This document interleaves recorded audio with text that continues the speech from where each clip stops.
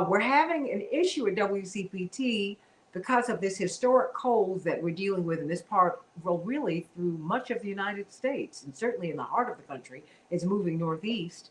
Um, uh, my board op had been trying for close to an hour um, to get to the station, and he was not able to do that. And I told the station manager, Matt Cummings, I said, look, let him. If much of the snow now is ice. Let him get back inside. I don't want him to sit in that car and maybe get carbon monoxide poisoning, because that's a real issue now. Because a lot of people are having to go into their cars because, like in Texas, they're having the weather. It feels like it's 20 below zero, 19 below zero to be exact. And people now, entire um, like 5 million people are without power. That means no water. That means no heat, no gas, no nothing in the house. So people are recording temperatures of like 34 degrees in their homes, dealing with a whole lot. And so, that having been said, we're going to, because, and now it's impacting us here at WCPT and AM 950 radio. So, what we are going to do is, ba, ba, ba, ba, ba, what we're going to do today is we're going to be on StreamYard, and we're going to be streaming on the Santita, on my Twitter feed at Santita J, the Santita Jackson Show, which is on YouTube. We're going to be, and so please like and subscribe on my YouTube page. Please, please, please do that. And then we're also going to, we're on the Santita Jackson and Friends page, the Reverend Jesse Jackson Senior page, and here we are. So I'm very, very excited that you're going to be with us today, and please spread the word, everybody. Spread the word, spread the word, spread the word. I cannot wait to see you in this show. So just give me one moment, few moments as I do a little bit more to get this done. Okay, let's get some of this stuff done. Yep, yep, yep, yep, yep. Okay.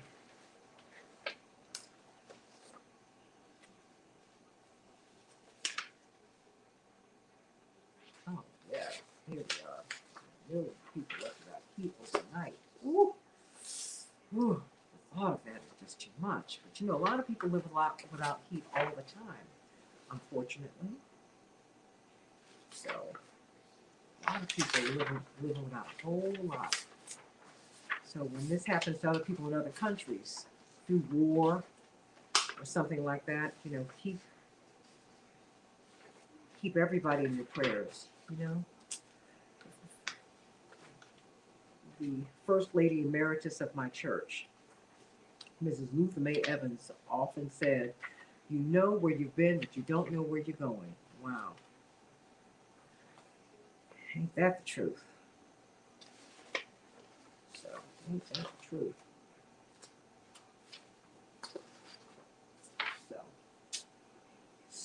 So, but I'm glad to be with you. And Chaparral, let me know if things are going along okay. Yes, it looks like everybody is coming in. We have like 35 viewers right now. Okay, So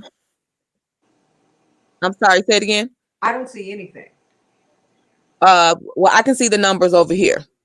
Okay, well, how am I going to be able to see like the comments? You should be able to scroll to the side and see the comments. No, that's not what I'm seeing on the comments. Let me take a picture of what I'm seeing. Okay, Okay. so that you can see. That's why I'm saying it's something is. It says you're in the show, but I'm not seeing.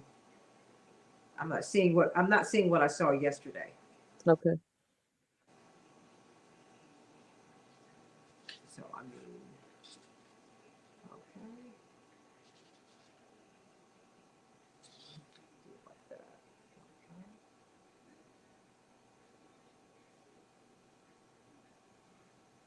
Reverend Thurston's coming up. Okay. Okay. Okay. Wait a minute. Let me give you this. This is what I'm seeing. Hey, Reverend. I can't hear. Let me see. Let me show you this because I see no comments on the side, Jafaro. Okay. Let me try to see what I can do. Okay, I'm sending this to you right now. Okay. Thank you, Reverend. Can you hear me? Reverend Thurston, can you hear us? Okay. Reverend Thurston? I don't know if he can hear us. Hold on.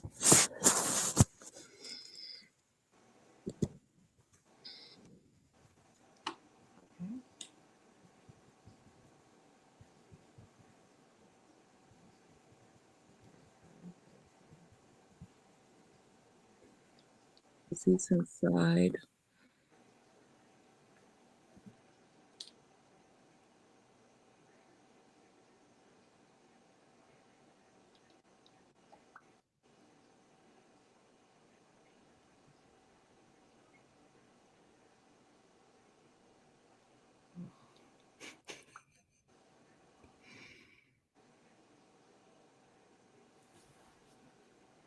Yeah, because I can't. Okay, you're muted. Yeah, because I have no No, I control. can hear you, Santita. I'm trying to figure out why we Oh, can't hear uh, Reverend Thurston. well, I'm trying to look at. Okay, damn it. What did I just do? Okay. Yeah. Okay, no worries. I can't see any comments. Okay, go to chat. Hit the chat button at the bottom. I did. Okay. I can see the comments, but then I can't see myself on the screen. Okay. You have to See what fix that. So, hey, Novus. Hey, Mark. Hey, Okay. Linda. Oh, wow. You all are out there. Kenneth, Carol, good morning. Vandelay, how you doing, sweetie? This is how we're going to be broadcasting today. Billy Wingo, hey, you stay warm and safe. Has this cold front hit you down in Atlanta? And I hope that you're doing well down there in Brazil, Vandelay. How you doing, sweetie? Jewel, how you doing? Deborah, okay, Daryl, Bab, Brenda, Linda, Raphael, Willie.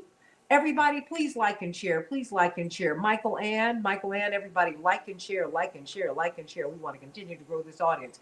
Adrian Paul, Brian House, Deborah, Shirley from Philadelphia, Hannah. Is it Wita? I don't have my glasses on. I should put them on, right? Melvin, Sherry, Fab. Okay. Yeah, that's the only way that I can see that, Chapeau. Okay. So we have to, and it was different yesterday, right? Was different yesterday. Okay. So I have to check to see what's happening with that. Okay.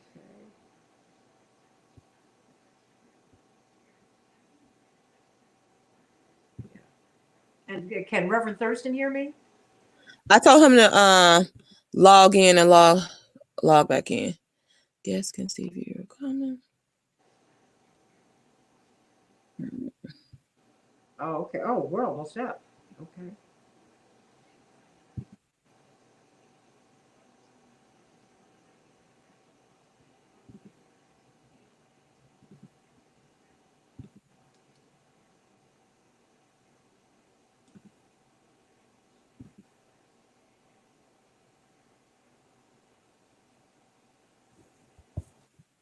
Okay. Yeah, because I can't see these comments unless I move over to something else.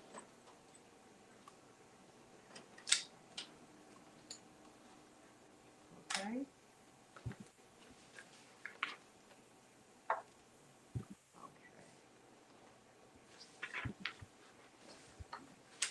60 seconds. Okay. How am I going to get Reverend up? Reverend Thurston? Yeah, I'm waiting for him to come back in. Okay, that we can hear him. Make sure that we can hear him. Make sure that we can hear him. All right.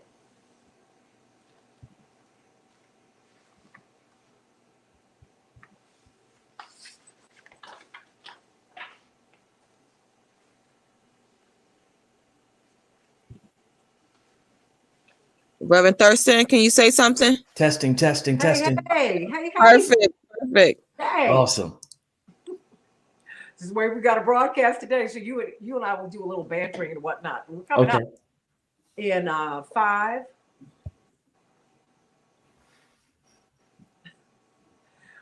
Hey, everybody. Welcome, welcome, welcome to the Santita Jackson Show. It's a special edition. We're coming up on a new platform today, StreamYard.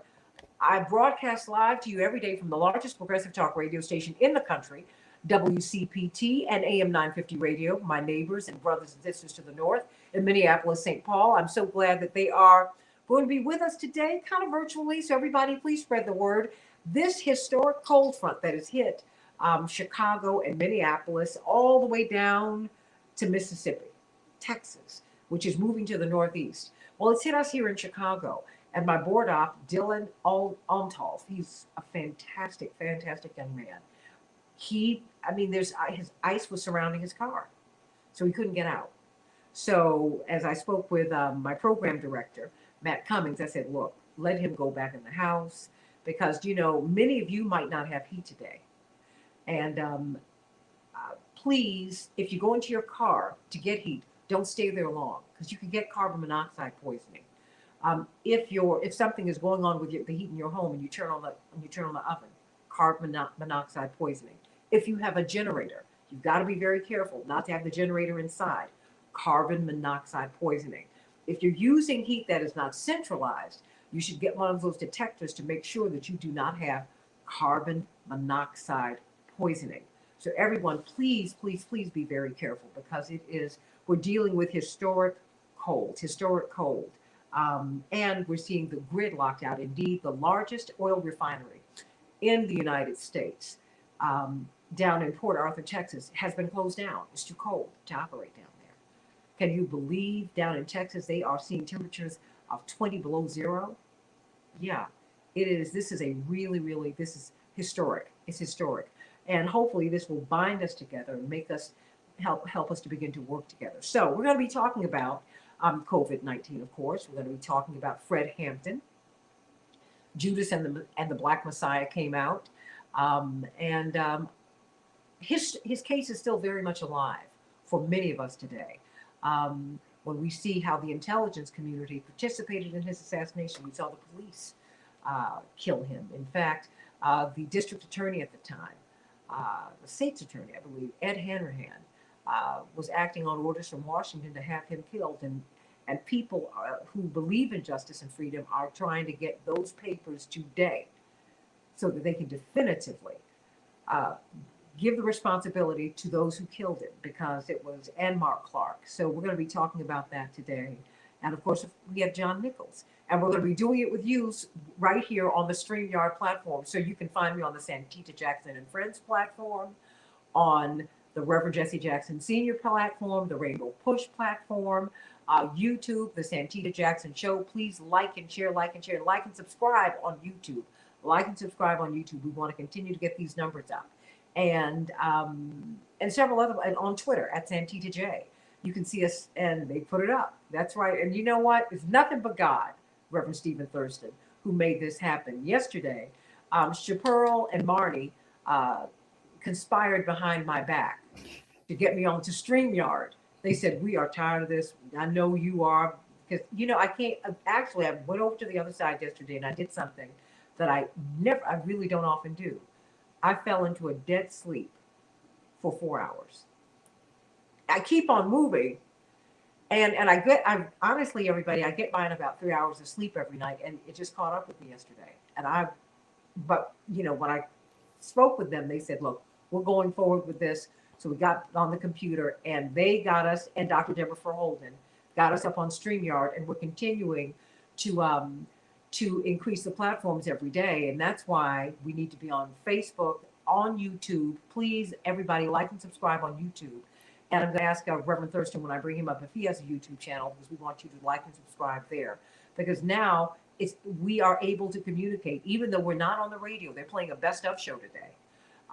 We can still communicate with you. And so we want you to get in touch with everybody and let them know that we are here today. Let me get a couple of these headlines before I bring up Reverend Thurston, who, of course, was camera ready at 6 o'clock in the morning. Love this man, but he's fine. So what am I going to say? That's right, my baby brother's flying. Chicago, we're going to have a high of 12 degrees today. It's going to feel like 4 below, though, everybody. Snow showers. Minneapolis, St. Paul, 8 degrees will be the high, partly cloudy. The Dow closed up yesterday 27 points. The S&P closed up 18 points. The NASDAQ closed up 69 points. Well, as I shared with you, the winter storm is barreling across a huge band of the United States. At least 150 million Americans are in this storm's path. It is still snowing in Chicago. It has been snowing since this time yesterday. We could have up to 14 inches. Now, even for Chicagoans, and we're hardy people, this is a whole lot of snow. And what's interesting is that typically with the snow, it gets warmer. That is not what's happened here.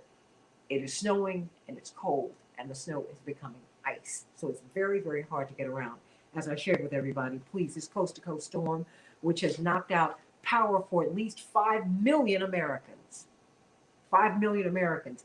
Please let us watch out for each other. Please take care of yourself now. The Texas winter blast is halting the delivery of the COVID-19 vaccine. This frigid blast, this and the worsening conditions that have brought this, have halted the delivery of COVID-19 vaccine shipments and left some Texas providers scrambling to find takers for the doses that are expiring within hours. This is a big, big, big, big deal. And what about the biggest oil refineries? Not just Port Arthur, Texas, which is the biggest one in the country. Many of them have had to shut down because it is so cold. I was laughing with Harris County Commissioner Rodney Ellis just a couple of days ago, about a week ago. And he said, I'm about to go out here. It was on a Sunday before last. He said, it's 65 degrees. I'm so sorry for you all. Oh my gosh. I'm going to call him today. Maybe I'll get him on the show in the next couple of days. Yes, Stephen. Can you believe it? Oh, oh my gosh. Absolutely. It is freezing. It is freezing, everybody. Let me get a couple more of these headlines in. You know what? We are going to be talking about this. Senator Perdue, former Senator Perdue, who was beaten by Raphael Warnock, has tossed his hat back into the ring for 2022. 2022 is on in Georgia, everybody. I kept trying to tell you that. Enjoyed that victory. It was a big one. But guess what? He's running against Raphael Warnock right now. China has toppled the United States as the European Union's top trade partner over 2020. Wow, they are on their way to becoming the biggest economic power in the world, topping the United States. Please pay attention to this. In 2020, export of European Union goods to China increased by 2.2% and imports went up 5.6%. Remember, China has over 1 billion people. Over 1 billion people. We have 1/3 of that. 330 to 340 million people. Think about that, everybody. Think about that. And think about how that could change how we live, the value of our dollar, and all of that. Wow. And the Republicans, the hits just keep on coming. Yet another GOP stalwart is facing censure from his state party. GOP Senator Burr is facing censure from his party for his conviction vote of Donald Trump. And Speaker Pelosi is calling for a 9/11 type commission on the Capitol attack. She wants to get down to it and see exactly what happened. So let me bring up Reverend Stephen Thurston, teaching pastor at the Great Salem Baptist Church, the House of Hope. Indeed, we're so excited that he is with us, and we're going to talk in the next couple of days about mirror moments, because I think we're having that kind of moment in our lives right now. But Reverend Thurston, thank you for getting up with me this morning. No problem. Oh my gosh, give us some good news. What's going on? Can you believe this? But at least we're able to get up, right? We are. We got shelter. We got food. We got some heat. We've got to look at the positive aspects of everything that's happening in our life. We always focus on the negative. Yeah. It's some positive in there too. And we got to do more highlighting of the positive things that we see and what we experience. Today, I want to talk about forgiveness, Santita, and how we often are focused on forgiving other people, but we really need to shift that focus. You know what I do? I'm about introspection. We need to focus on forgiving ourselves. One of the biggest obstacles that I've discovered in talking to individuals about self-forgiveness is this tendency that we have to wallow in our guilt. Mm. There's a psychiatrist that painted a very vivid picture for me, and he did it this way. He said, we draw the bed of feelings around ourselves like a blanket, and we're always ready to feel bad about what's transpired in our lives. But instead of healing from it, we hold ourselves hostage in it, like that blanket, and remain miserable for a good portion of our lives. Not only does this inflict pain and punishment upon ourselves, but also on those lives around us that are trying to love us. Because here's the reality. If we keep beating up on ourselves, then those who are seeking to love us inevitably catch a punch or two every now and then. And so you may be asking, well, Stephen, why is it so hard for me to forgive myself? Let me help you to unpack that. Number one, there's often an unwillingness. Sometimes we're not willing or we're not ready to admit that what we've done has caused us to be in the space and the shape that we're in. And because we can't face it, we never fix it. And so let me challenge us to forgive ourselves. And when we do that, that means acknowledging our sense of responsibility. The second reason why it's difficult for us to forgive ourselves is guilt. That voice that's in our head, that internal voice that keeps talking to us, keeps reminding us of the things that we've done, the sins that we've committed, the transgressions that we've engaged in, the negative thoughts, the inner critic. It convinces us that we're not worthy of life outside of the guilt of our past. And then number three, overthinking. We keep pondering what will happen next, and we end up losing ourselves in reality that's often far removed from what the present moment presents. You're a control freak. I know this because I'm a control freak. Yep, I'm talking to you, listener. You're a control freak, and you refuse to allow life to simply unfold, allowing all of this hurt that we've experienced in life to fester, ultimately gives our circumstances greater control over us than we have of ourselves. So how do we actually forgive ourselves? That's a great question. I know that's what you're asking. Well, it begins with understanding that forgiveness is a choice. Yep, it's a choice, and you get to choose today to forgive yourself. From there, you have to extend empathy, compassion, kindness, and understanding to yourself. You know, that same stuff that we suggest that other people do, we have to actually participate in it ourselves. So let me give you some steps for how you can engage in this process of showing yourself empathy and compassion and kindness and understanding. Number one, I want you to own your emotions. Own your emotions. Stop ignoring them or pushing them off, sweeping them under the rug. They're emerging for a reason. And you've got to acknowledge and process them because they have triggered something on the inside of you for a reason. So pay attention to what's really happening internally. Have that mirror moment. Look on the inside. Number two, own the mistake.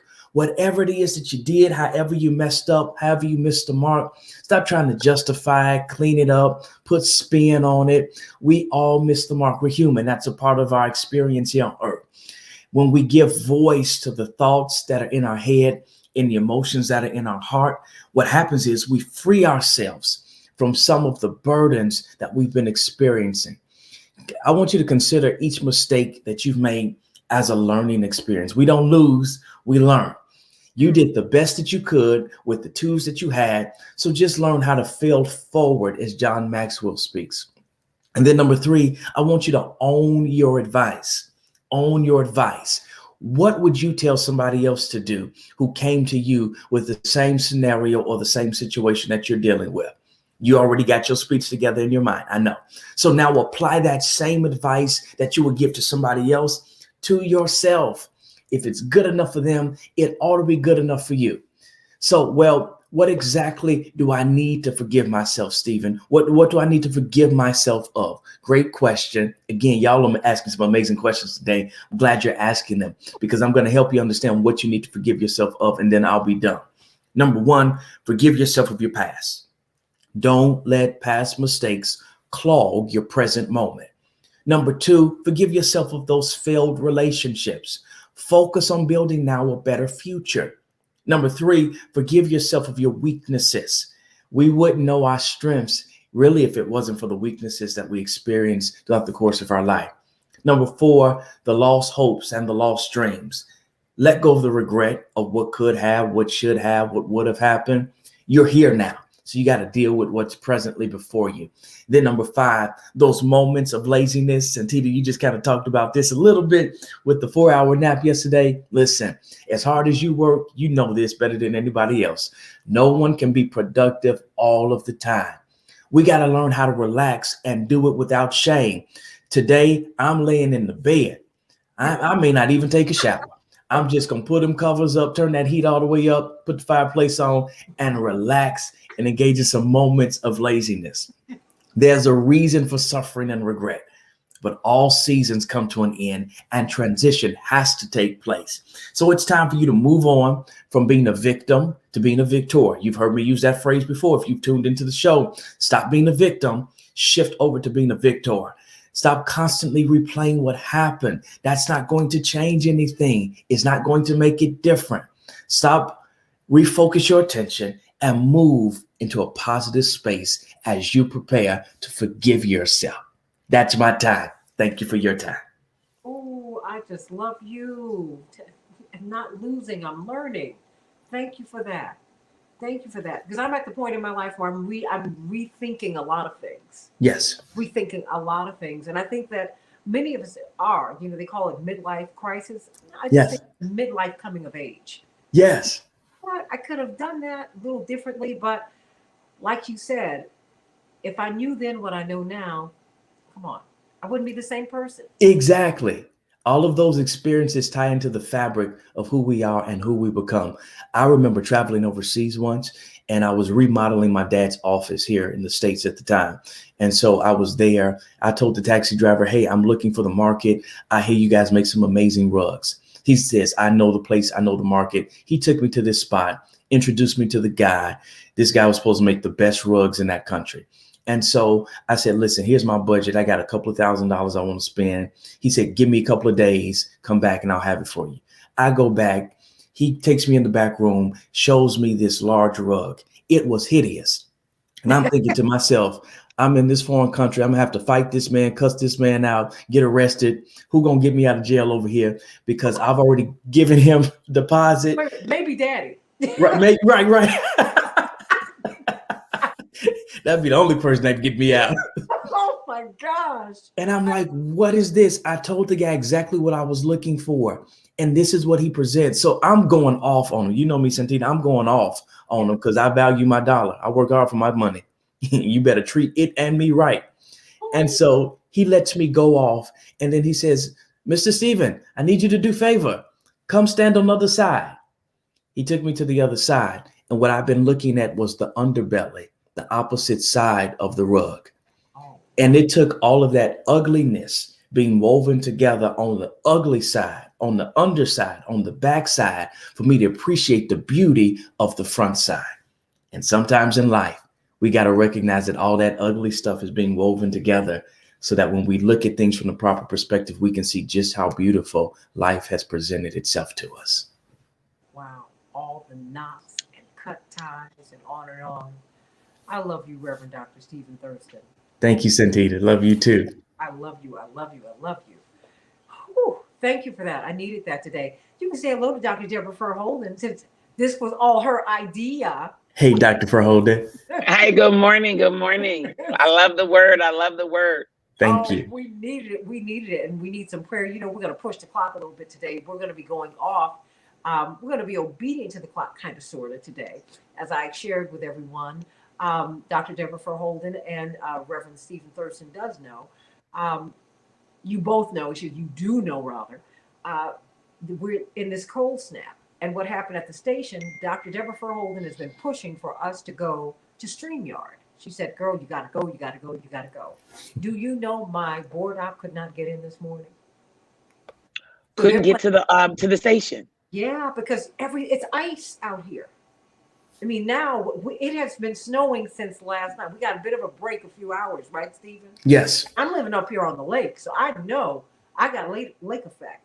They say we can get up to 14 inches. We're going to get that. It's at my house. Okay. All 14. Oh, okay. So you came up with an idea to have a stream on all these platforms today, and everybody is showing up. Well, my mama said, if you stay ready, you ain't got to get ready. So If you stay ready, you ain't gotta get ready. So the fact that you were ready allowed it to be that no inches could stop you. So good job. Well, come on, no, it says because it's my girl. My sisters have my back. Whoop whoop. That's right. Well, we're gonna push on through the break and get down to about 6:29. And then I want you to stay with me just a little longer on the other side, Dr. Deborah Ferholden. We got a lot to talk about today. We're talking about Reverend Thurston. COVID-19. We now have this the Johnson and Johnson vaccine, one dose, 66% effective, but it has some efficacy, some solid efficacy. There's a lot going on as we're watching the hospitalization rate drop, which is good news, right? It's good news. We're also seeing a real need for therapeutics because even though people are getting the double doses, if they have the double dose vaccine, they're still coming down with COVID-19. So the vaccine's not going to help you then. You have to have therapeutics. There's so much really at stake here. And as you say, we don't engage in healthcare, we engage in sick care. Part of the reason you're here, one of the world's leading epidemiologists, is to help us to get to the other side of that rug, Reverend Thurston. Yes. Okay. So I got about when we get on the other side of the break, I want you to talk about that. And give us about 5 or 10 minutes of that. And then, of course, everybody, today we are talking about, we're going to be talking about Purdue, down where Stephen has a home in Atlanta. I told you all, I told you. I hate to say I told you so, but I told you so. He has put his hat in the ring for 2022. Raphael Warnock, Senator Warnock, Reverend Dr. Warnock is running for re-election today. And remember, he won by 1 percentage point. It's something we got to think about. You got to have voter registration right now, and all this voter fraud that everybody's been talking about. We have to make sure that everybody will have equal access to a safe and sound voting system. I don't know if that's paper ballots, because to me that's the surest way to go. Can we be sure that the machines are going to have integrity? We need to work on that right now. Registering people to vote is important to everybody, but we're going to have to do more than register people to vote. We have to make sure the system has integrity. But right now, we got to make sure that you're alive to cast your vote. That's why Dr. Deborah Ferholden is here, brilliant epidemiologist, to talk to us about this. Plus, she gets into politics too, and we love that about her because she's registering people to vote in Flint and in Baltimore. She's our all-world girl. Love it. Back in just a few minutes. We're going to take a break, and we'll be back in a couple of minutes. Hey, Deb. Marnie called me this morning and was like, I said, you cut to the channel. Oh, bring her back on. Oh, where is my Dr. Deborah Ferholden? We got to bring her back up. Okay. I guess I was cutting up, so they threw me backstage. No. But we can keep on talking. We're going to come back up because Chaparral and Marty are producing today. Yeah. And so what we do, typically we come back on the clock. We come back in at 7:32, 7:32 Eastern Standard Time, 6:32 Central Standard Time, Chaparral. And then we're out at 58. Santita, I need you to plug up your mic. I'm sorry. Which one? Which mic? The headset. Oh, my headset. Put it on here. Put my headset on here. Yes, ma'am. Yes, ma'am. Okay. All right. Well, let me. You don't have like a Yeti mic? Oh, that sounds no. Hello. How's that? Way better. Oh, it's great. Perfect. Okay, yes. Great. Perfect. All right. Perfect. I'm sorry. I didn't want to interrupt you while Reverend Thurston was on there, but I wanted to pull the sound back. Okay. Okay. Well, thank you, Chaparral. See, our girl. She's all over it. It sounds night and day different. Oh, wow. Okay. Well, everybody, thank you all so much for being with us today. Oh, my goodness. All right. So we got the sound right. And we got our people here with us today. Dr. Deborah Ferholden, They are with us, but I have to touch this screen. I wish I could go on and look at it here, but then I'd be You doubling up on can. StreamYard. No, click On my on the laptop? comments on your computer. On the What? right side, you see private chat, you see comments.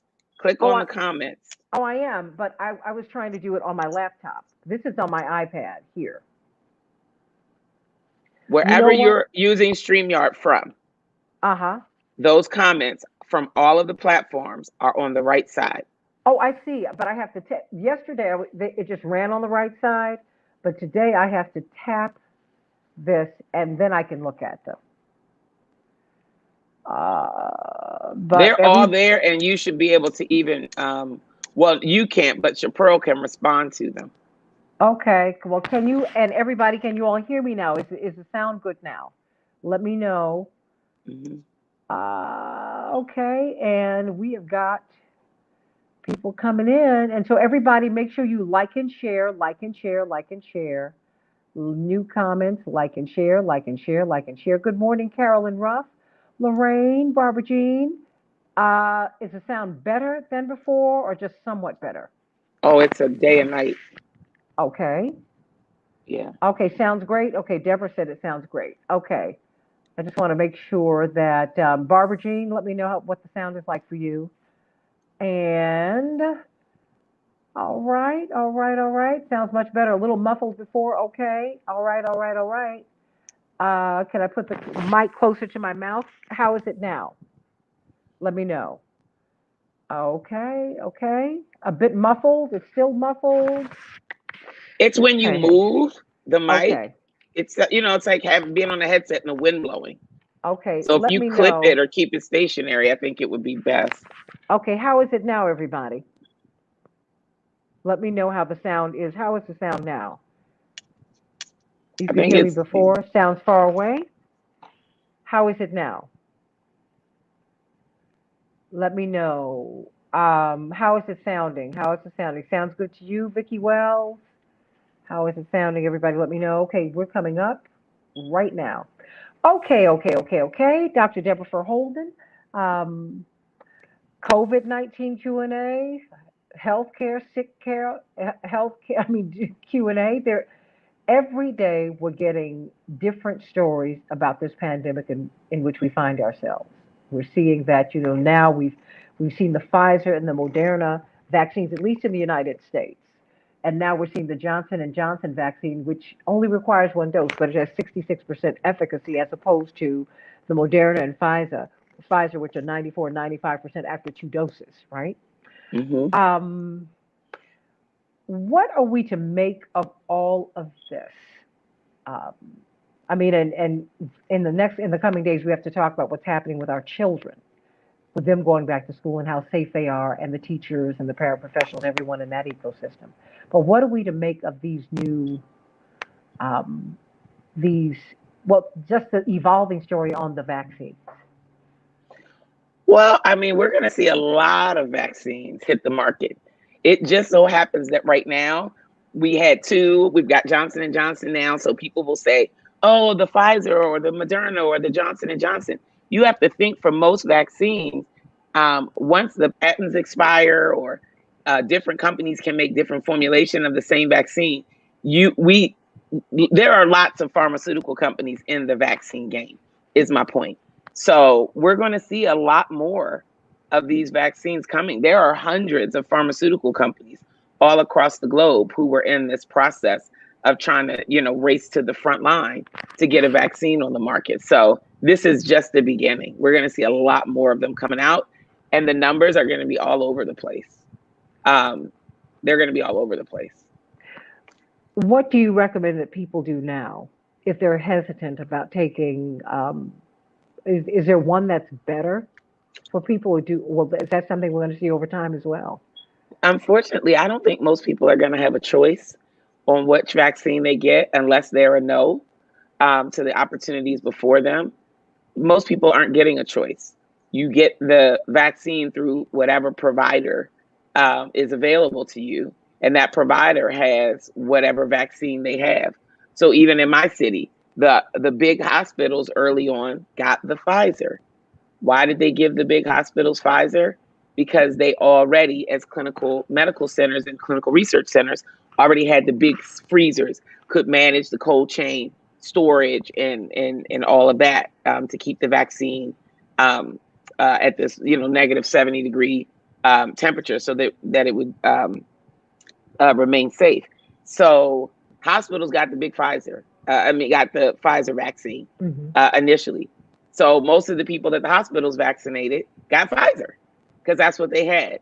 They gave the Moderna vaccine enlarged to the health department, who was able to deploy it out to smaller physicians' offices.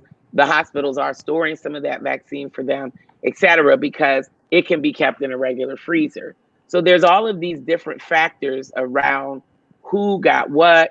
And I don't think most people are being presented with a choice. If we were talking about the difference between Pfizer and Moderna, I would say there's the difference is trivial. Okay. Yeah, it's a trivial difference.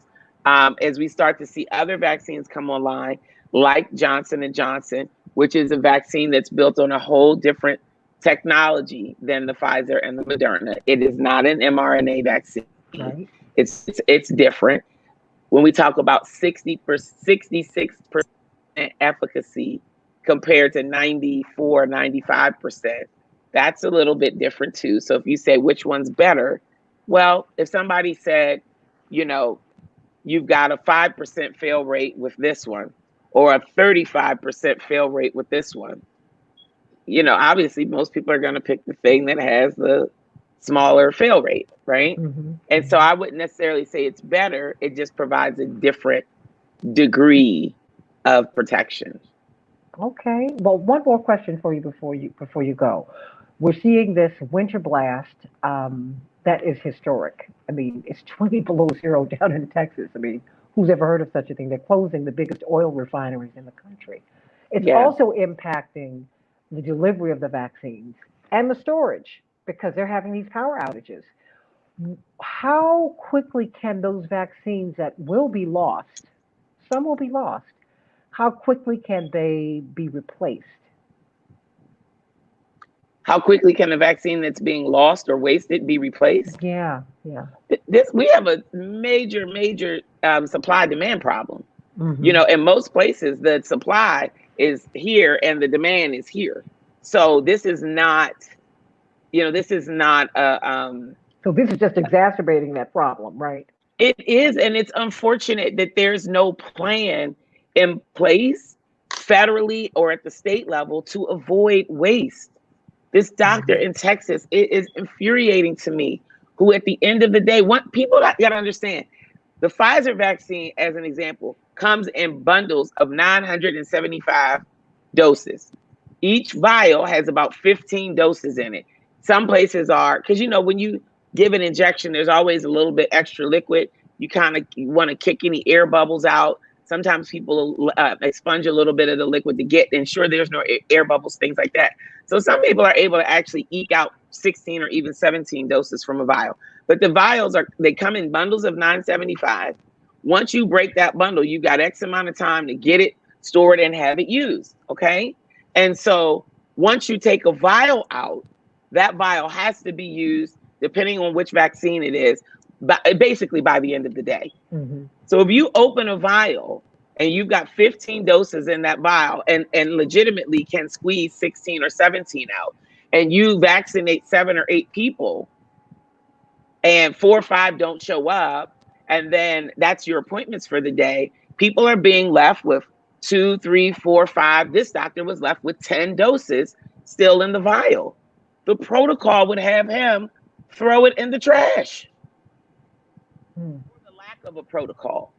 And he didn't want to do that. So he personally started calling people on their list to say, hey, we've got extra doses if you can make it in today. And nobody could do that. So then he started calling people on his Rolodex who he knew fit the criteria. And then he went home and had people meet him at his house, and he was fairly equitably doing the best he could. And then he gave that last final dose to his wife, who's in her 60s and has pulmonary sarcoidosis, which absolutely puts her in a high risk category. And then he reported on it. In lieu of throwing these 10 doses away, I vaccinated the following people. And you got to get for the Moderna, 1 dose is more effective than the Johnson & Johnson vaccine. Sure. And the 52% that they reported for effectiveness for the Pfizer vaccine, it looks like that's an underestimate. It looks like one-dose Pfizer is actually more effective than 52%. I wouldn't be surprised if in the next week or two, we start to see some updates to those numbers. Why? Because we got a lot of people who only got one dose. So this man was charged with a crime. He was charged with theft and fired. And he's being charged criminally for not throwing vaccine in the trash. It is just, to me, it's the real sign of the times here. We have massive inequity in who even has access to this vaccine. And then insult to injury, the burden of getting it into people's arms fairly and equitably has fallen on the little guy. It's fallen on the pharmacist. It's fallen on the smaller health clinics. It's fallen on the grassroots community organizations and community activists who are already overburdened trying to make sure that people are taken care of during this pandemic. It's fallen on them. We need a mandate. We need a mandate for equity. And if we can do that, and what I mean is we need law. If it matters, it should be law. We need law that's written and enforceable about this has to be distributed to communities and put in people's arms equitably. That would buffer people like this doctor, who I believe was operating from goodwill and doing what he could to avoid waste. Dr. I mean, but they say no good deed. Well, you know what? This is a time for us to also get justice.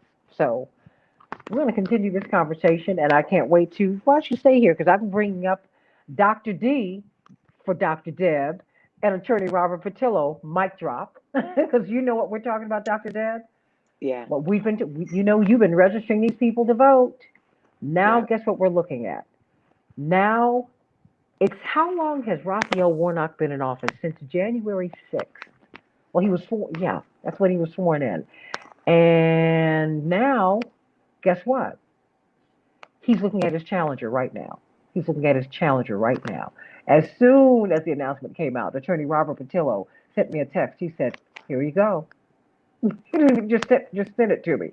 And Dr. D, we got Dr. Dwight, and we're going to bring up Attorney Robert Patillo. Good morning to everyone. Good morning. Oh, we can't hear Dwight right now. Let's take him off mute. Good morning. Good morning, Attorney Patillo. How are you? I'm well. How are you? I am doing well. Talk to me. We're going to be talking about this, and we're going to be talking about Fred Hampton, the real story, and of course, John Nichols will be on in the next hour.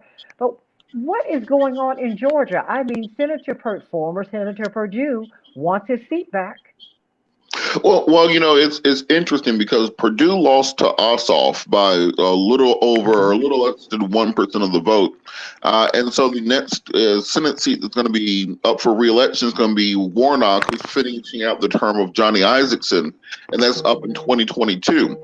So last night, the Purdue people filed the Federal Elections Commission's paperwork to form his exploratory committee to file to run in 2022 against Warnock. So effectively, the 2022 election has started already in Georgia. So what is that? How will that impact Senator Warnock now? I mean, how will that impact his politics, or do you think that it will? Well, there's two ways to go on it. Either you can go the traditional route, which is, you won by a narrow margin, so you try not to scare. Oh, we've got to get him back. Okay. All right. Can you hear me? Now I can hear you. Yes. Okay. Yeah. Normally you always end up with the status quo plan, which is, go small, be a centrist, don't scare anybody. That's kind of the Doug Jones in Alabama strategy when he took Jeff Sessions' seat. And that's the traditional way of thinking. I think Warnock will do the opposite. I think he's going to be a go big or go home type senator, where if I'm only going to be here for 2 years, I'm going to make sure that I have put my mark on the Senate in 2 years by really advocating for our people. And I think that's really the way that you win in this new political marketplace of ideas, by being bold and supporting your base. Is going to be a basis turnout in 2022. There's going to be very few swing voters. It's all going to be about drumming up that same January 5th energy that we had, where we had statewide bus tours, where we had Rainbow Push organizing people, NAACP, Black Voters Matter, Transformative Justice Coalition, the same coalition that we put together that won that runoff in January. We're going to have to bring that back out in 2022.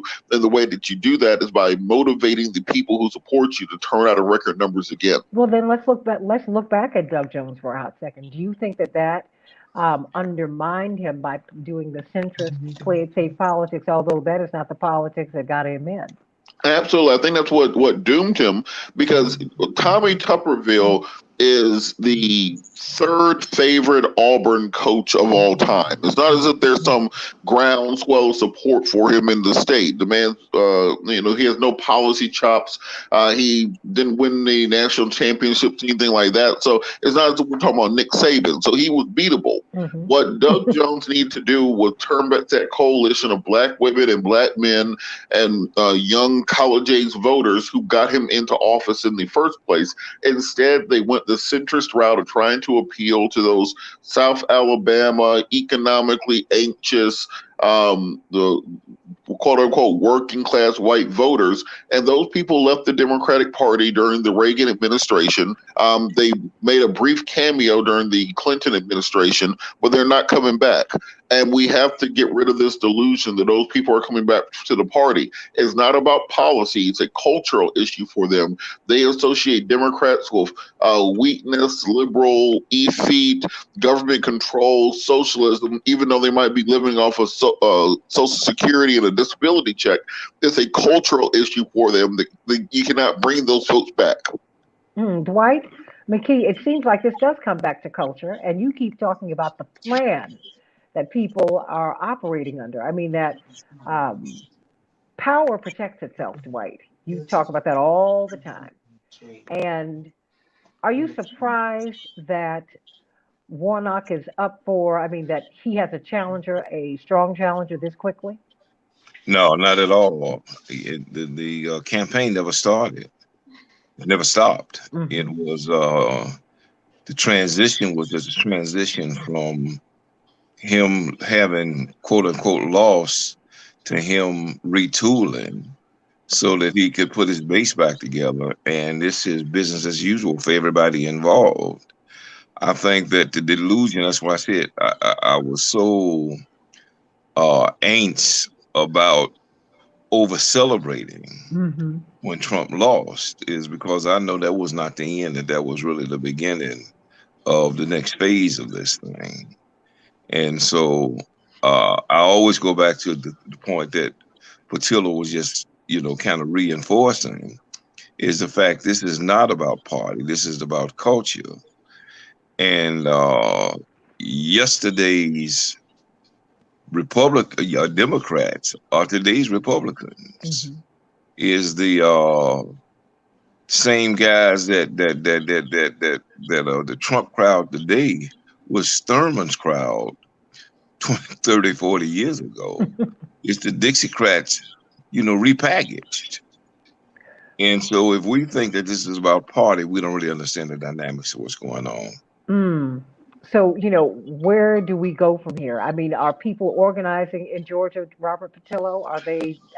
Are Warnock followers, his supporters, are they now beginning to organize and push? Do they know that we are now, as Dwight said, in 2022? Well, I think they understood that there was going to be a target on his back from the minute that the results came in. I don't think they ever actually got out of campaign mode. Mm-hmm. And it's a bad posture to be in, because you need to at some point govern. The perpetual and eternal nature of American campaigns makes actual governance nearly impossible. But that's the way the game is played today. One of the things that's going to be interesting is, because it's so early, David Perdue was never a natural Trumper. He was never really a MAGA. He's the corporate wing of the Republican Party, former CEO of Dollar General, former CEO of Reebok. He's a corporate guy. And more of that establishment mainstream of the Republican Party. His cousin, Sonny Perdue, is a former governor here. former agricultural secretary. So he's very much an establishment Republican. It's going to be interesting to see if you get MAGA challengers for that Senate seat and what that does, because a one-on-one battle between David Perdue and Warnock in 2022, that's a hard fight because David Perdue has almost unlimited resources. However, if David Perdue has a very rough MAGA challenger during the primaries, someone like a Doug Collins, who was one of Trump's real defenders during the first impeachment hearing, a Newt Gingrich, who has been mulling a return to Georgia politics, if they have a MAGA fight before even getting to the general election, that very much increases the chances for Warnock to win re-election. So we've been talking a lot about the Bull Moose Party. This is where that where we may see the first signals of that, this MAGA insurgency torpedoing many establishment Republican campaigns. You know, everybody continue to like and share, like and share, like and share. We're streaming on Facebook Live on the Santita Jackson and Friends page. Hey, Stanley, and we are streaming live. We're on StreamYard, so I'm on the Santita Jackson Show YouTube page. Everybody, please like and share, like and share, like and subscribe there, like and subscribe. Lorraine says the white sounds great, and so does Patillo. Hey, hey, hey. And the Santita Jackson and Friends page, the Rainbow Push Coalition page, the Reverend Jesse Jackson Sr. page, at Santita Jackson, at Santita J on Twitter.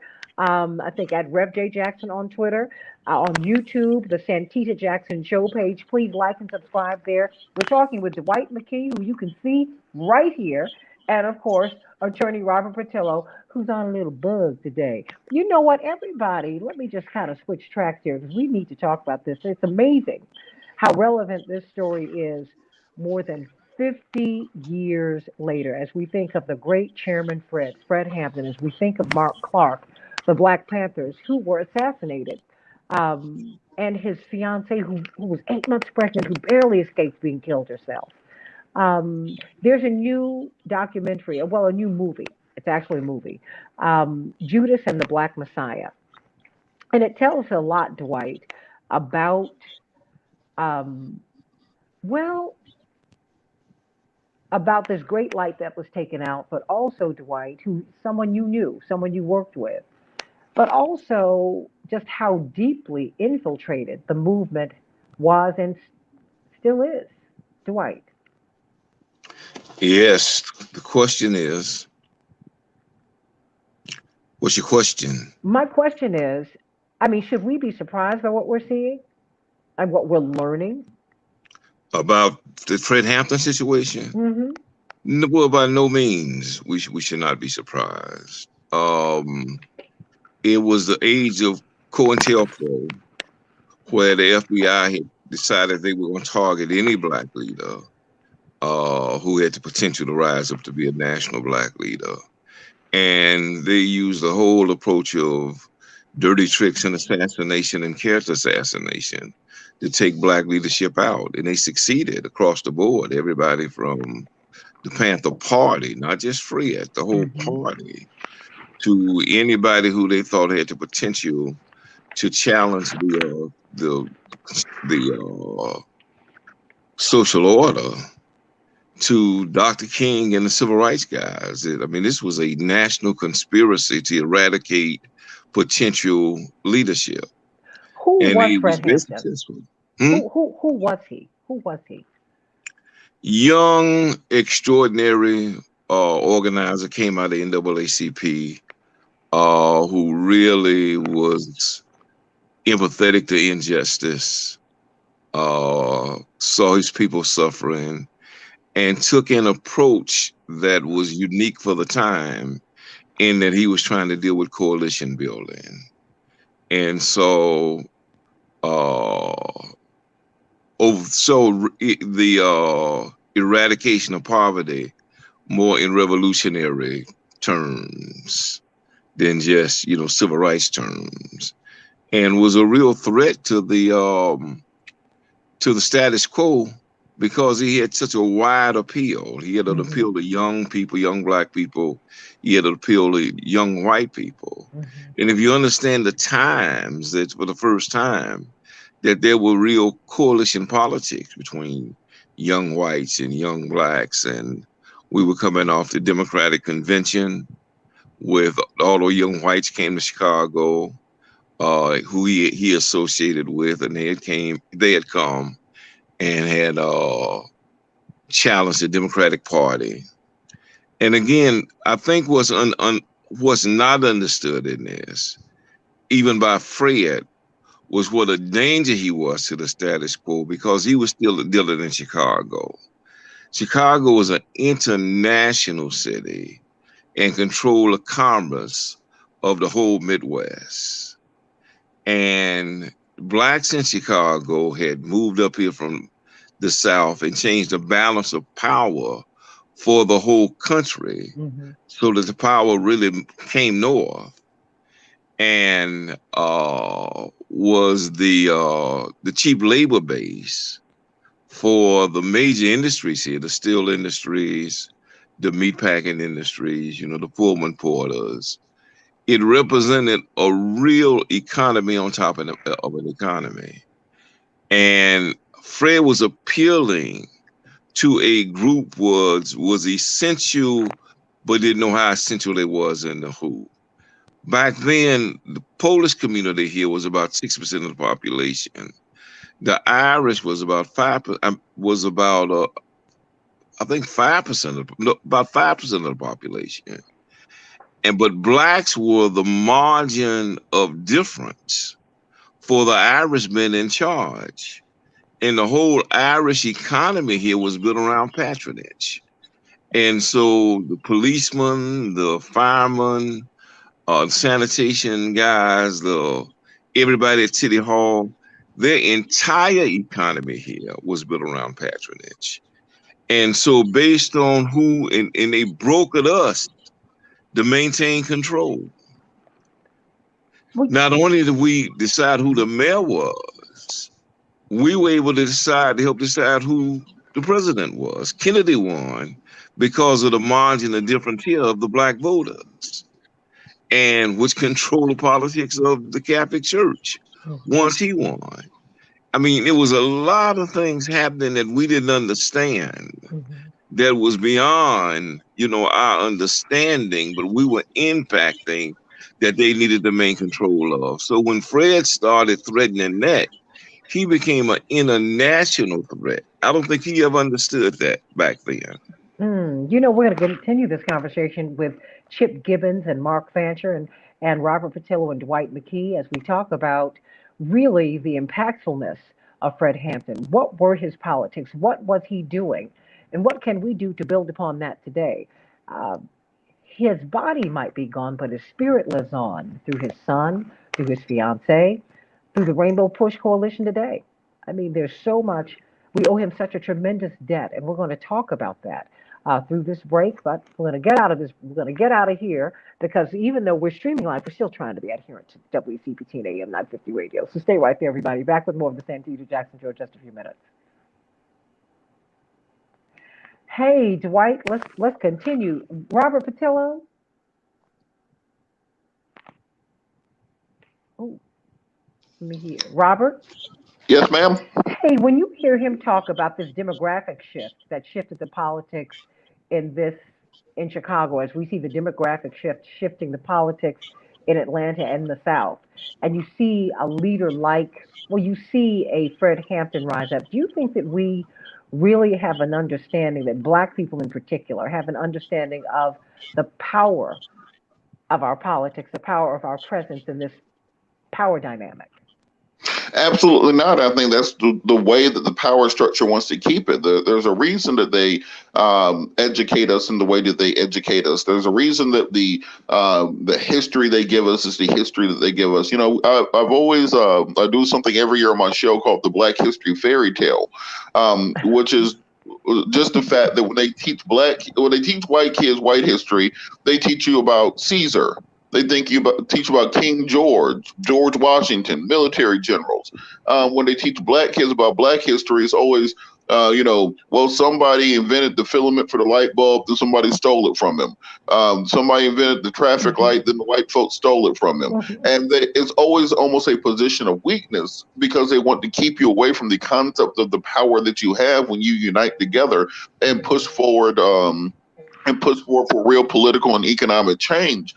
And so that's a burden that we take on to educate the next generation on exactly how powerful they can be and what social change is. Because if you talk to your average high school senior or even college sophomore and ask them, well, tell me about Black history or tell me about civil rights in this country, they'll tell you that one morning Rosa Parks, Harriet Tubman, and Martin Luther King were having breakfast with Abraham Lincoln. They ended the Civil War. Then they went to Selma, desegregated the buses, had the "I Have a Dream" speech, and Obama was president by the end of the day.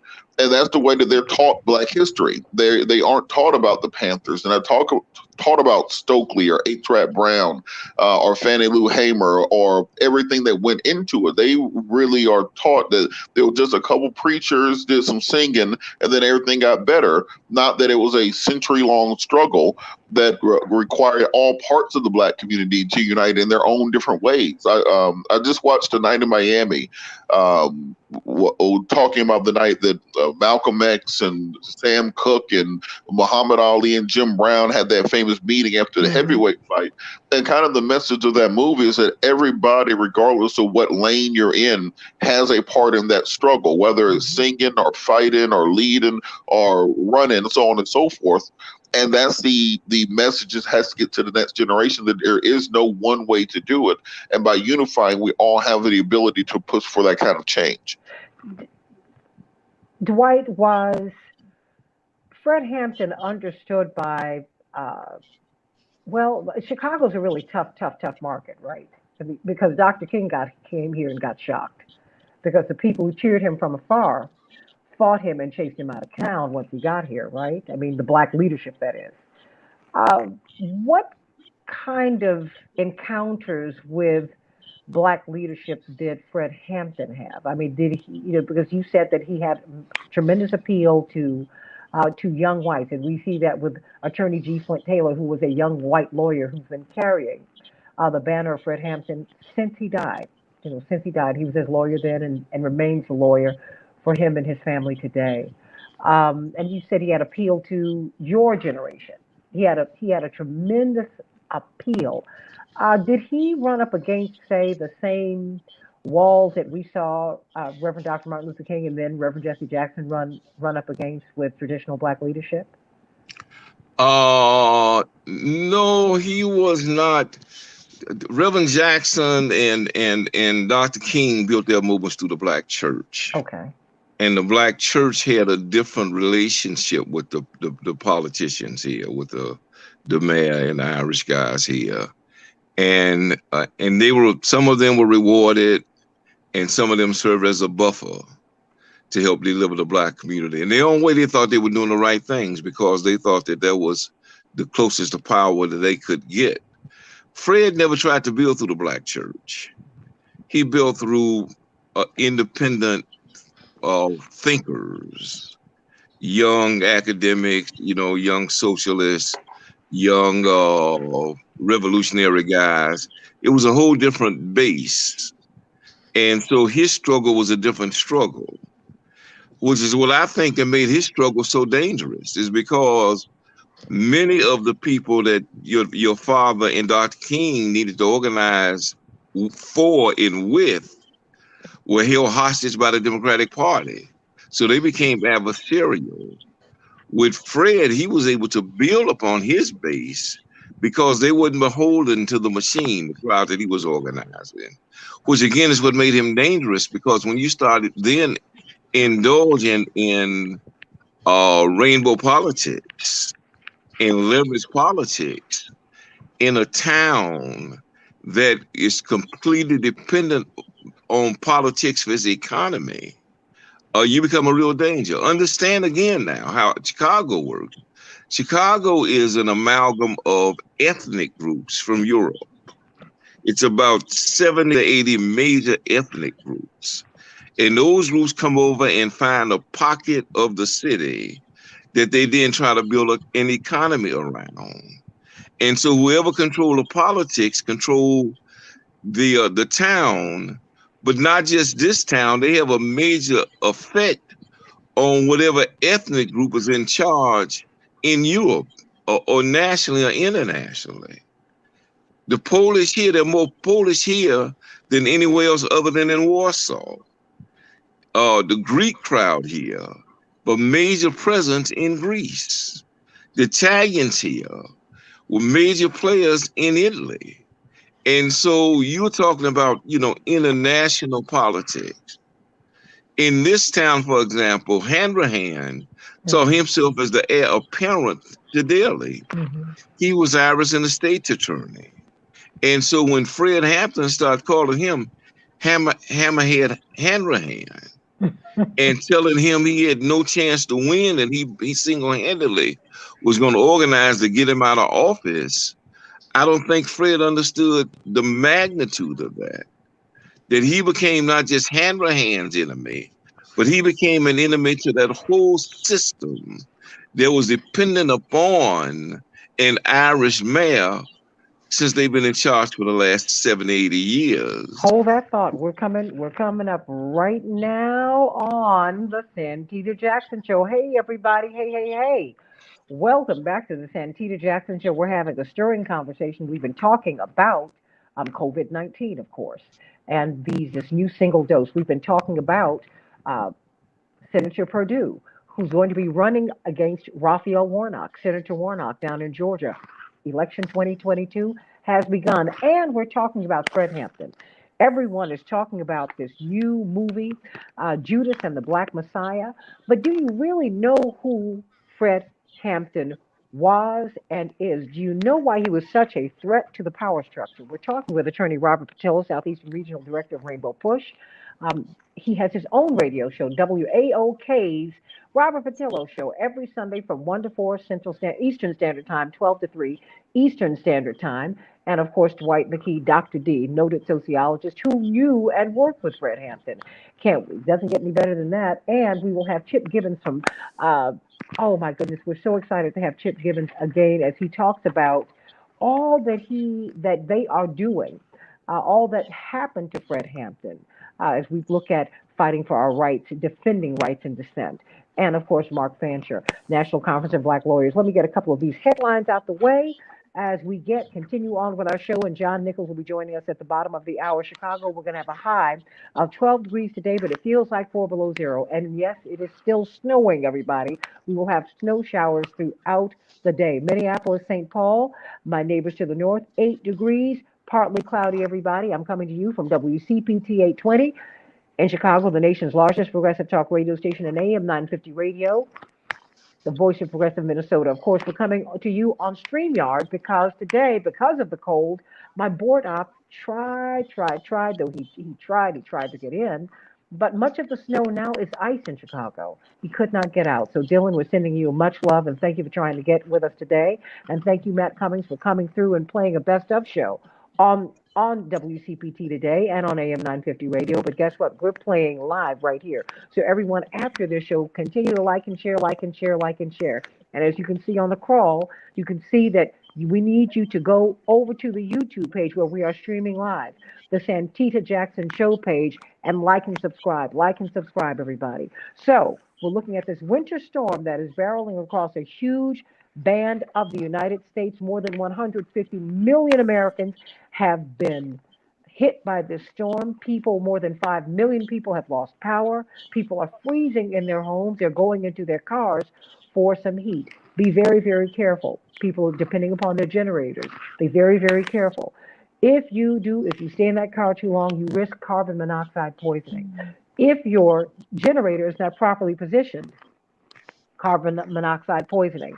We've got to be very, very careful, but we've got to look at this storm because in some parts of Texas it's 20 below zero. The biggest oil refineries in the country have been shut down because of the cold. Excuse me. So think about that today, everybody. And also, this last little headline, China has toppled the United States as the European Union's top trade partner over 2020. That's big. That's big, everybody. So let's talk about Judas and the Black Messiah, the Fred Hampton story. Dwight McKee has been bringing us up to speed on who Fred Hampton has been and who he was, but we're going to bring on Mark Fancher of the National Conference of Black Lawyers and Chip Gibbons. All of you are our favorites, the policy director for Defending Rights and Dissent. Let me start with you, Chip Gibbons. Welcome, welcome, welcome here. How you doing, Chip? I'm well. Yeah. Thank you so much for having me on, and I'm glad to Excuse still me. be here with all of the snow in Chicago. I hope you're staying safe and warm. I'm wearing my coat. You're wearing your coat, okay? Always trying. Chip, tell me, you are a generation behind, and this is you and Robert are kind of in the same basket, and yet you're very, very tuned into the Fred Hampton story. Why? Well, I actually think Fred Hampton has a lot of relevance for today, and I would point out that some of the publications I've written for in the past, like Jacobin magazine, which I think has a demographic that skews a little bit more my generation, has done a lot over the years to uplift the Fred Hampton story, sharing clips of him on YouTube. And I do think that a lot of the issues that Fred Hampton was talking about and working on in the 60s are unfortunately still very, very relevant.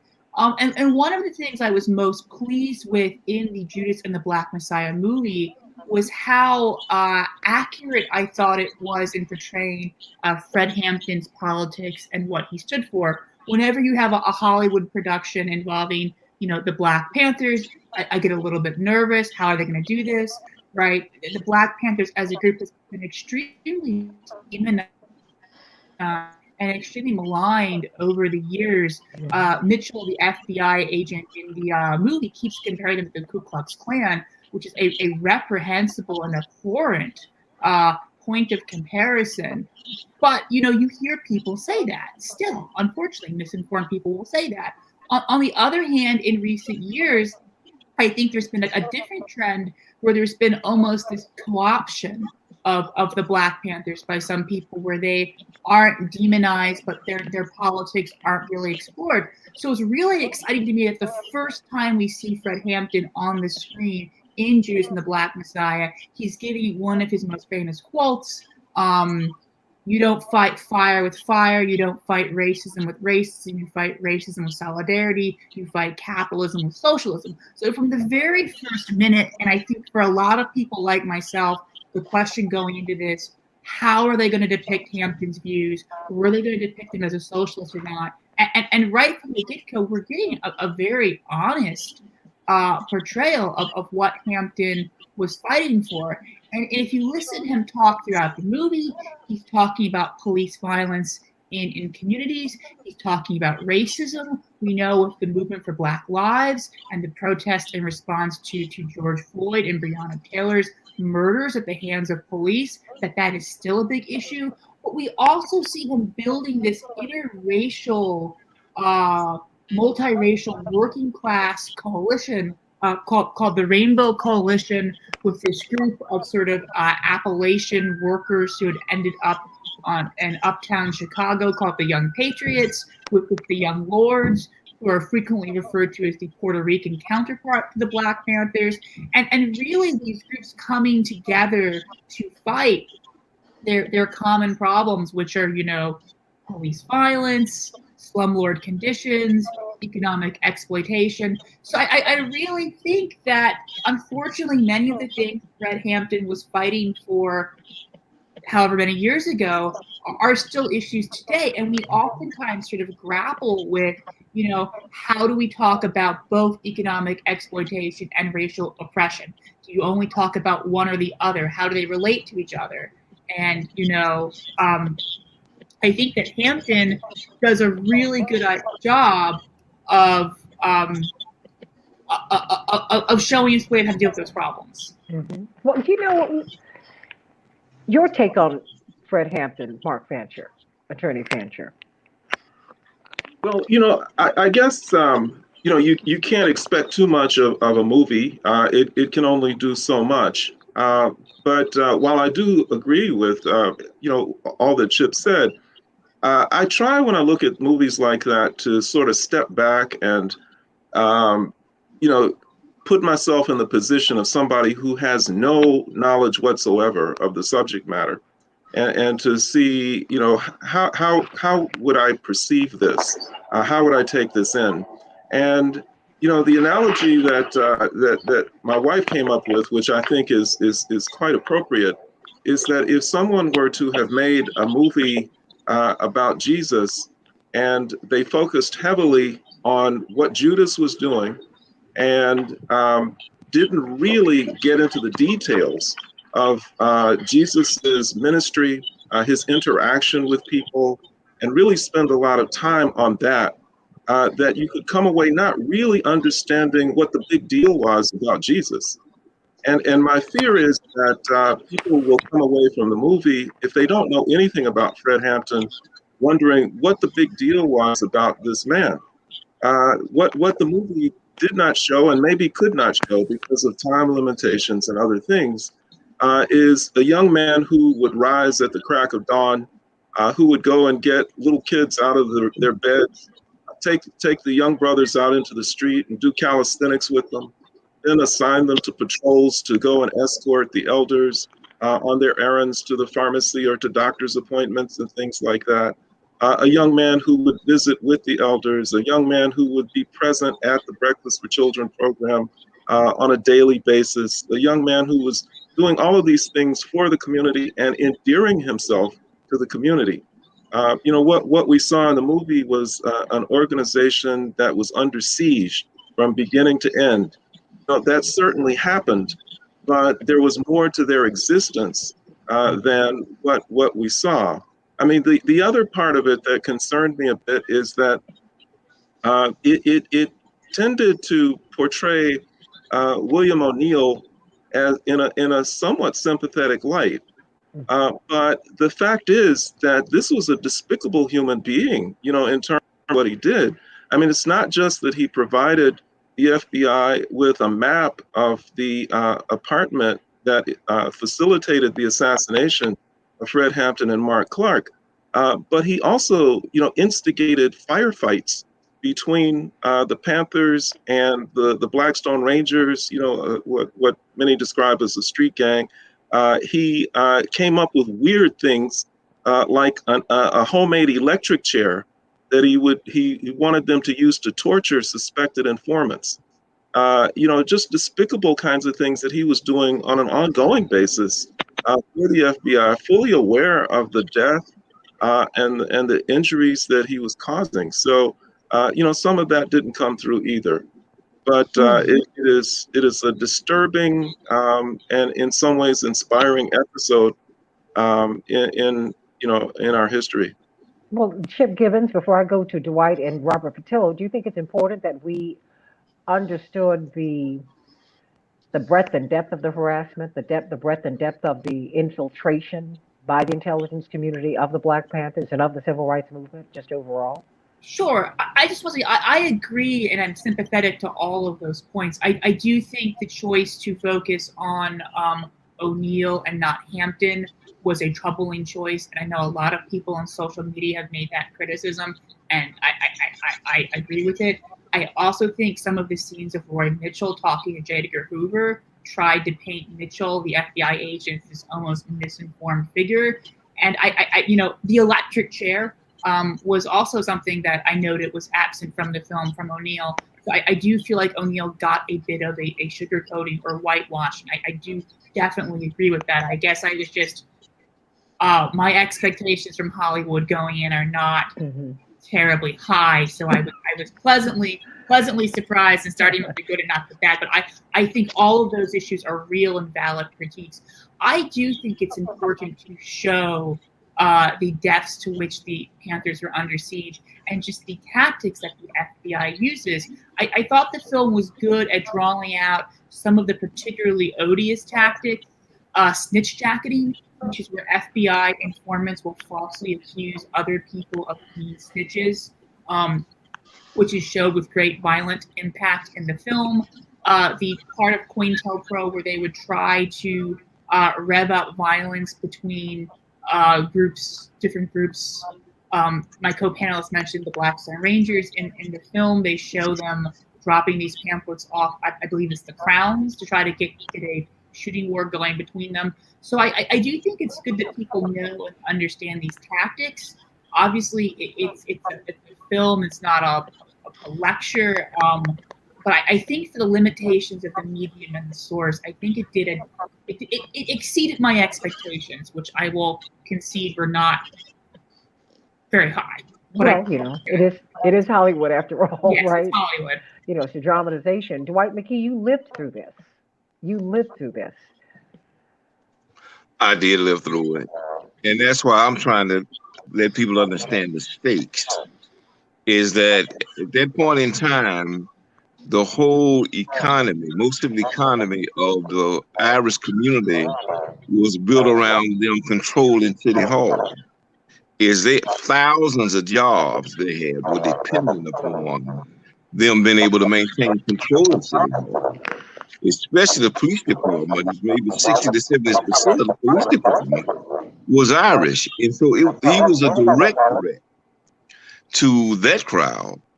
And so when I talk about, it was FBI, it was also the Hanrahan's interest and the police department's interest to eliminate him so they could maintain the positions that they had. I met with Hanrahan. I had him come to my youth division meeting one night. And I was the youth director for Bread and Push back then. And I had him come to a meeting because I wanted us to ask direct questions to him. And he really tried to blame it on the FBI and said the FBI had set him up. And then he thought that, Fred was doing something different. And his argument was he was being used by the FBI. But the fact of the matter is he also wanted to be the mayor. And Fred was the biggest direct threat in your father to him becoming the mayor. And so it was in his interest to eliminate Fred. Who was Ed Hanrahan? For the audience, who was Ed Hanrahan? He was the state's attorney, and he led the raid. He engineered the raid.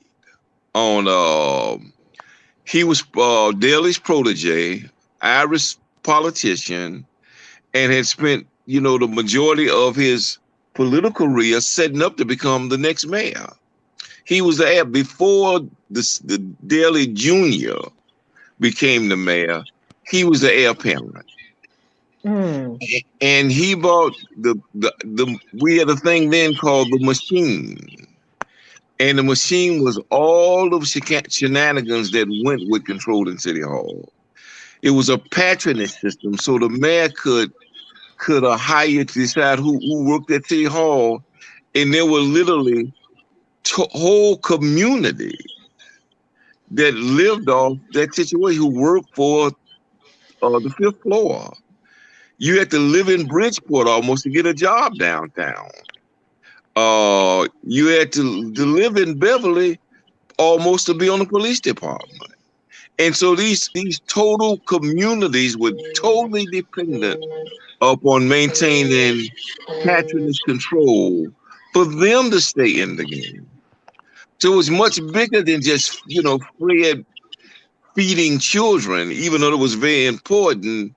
He was becoming an obstacle to who had control of an international world-class community who 5 years earlier had directly elected a president.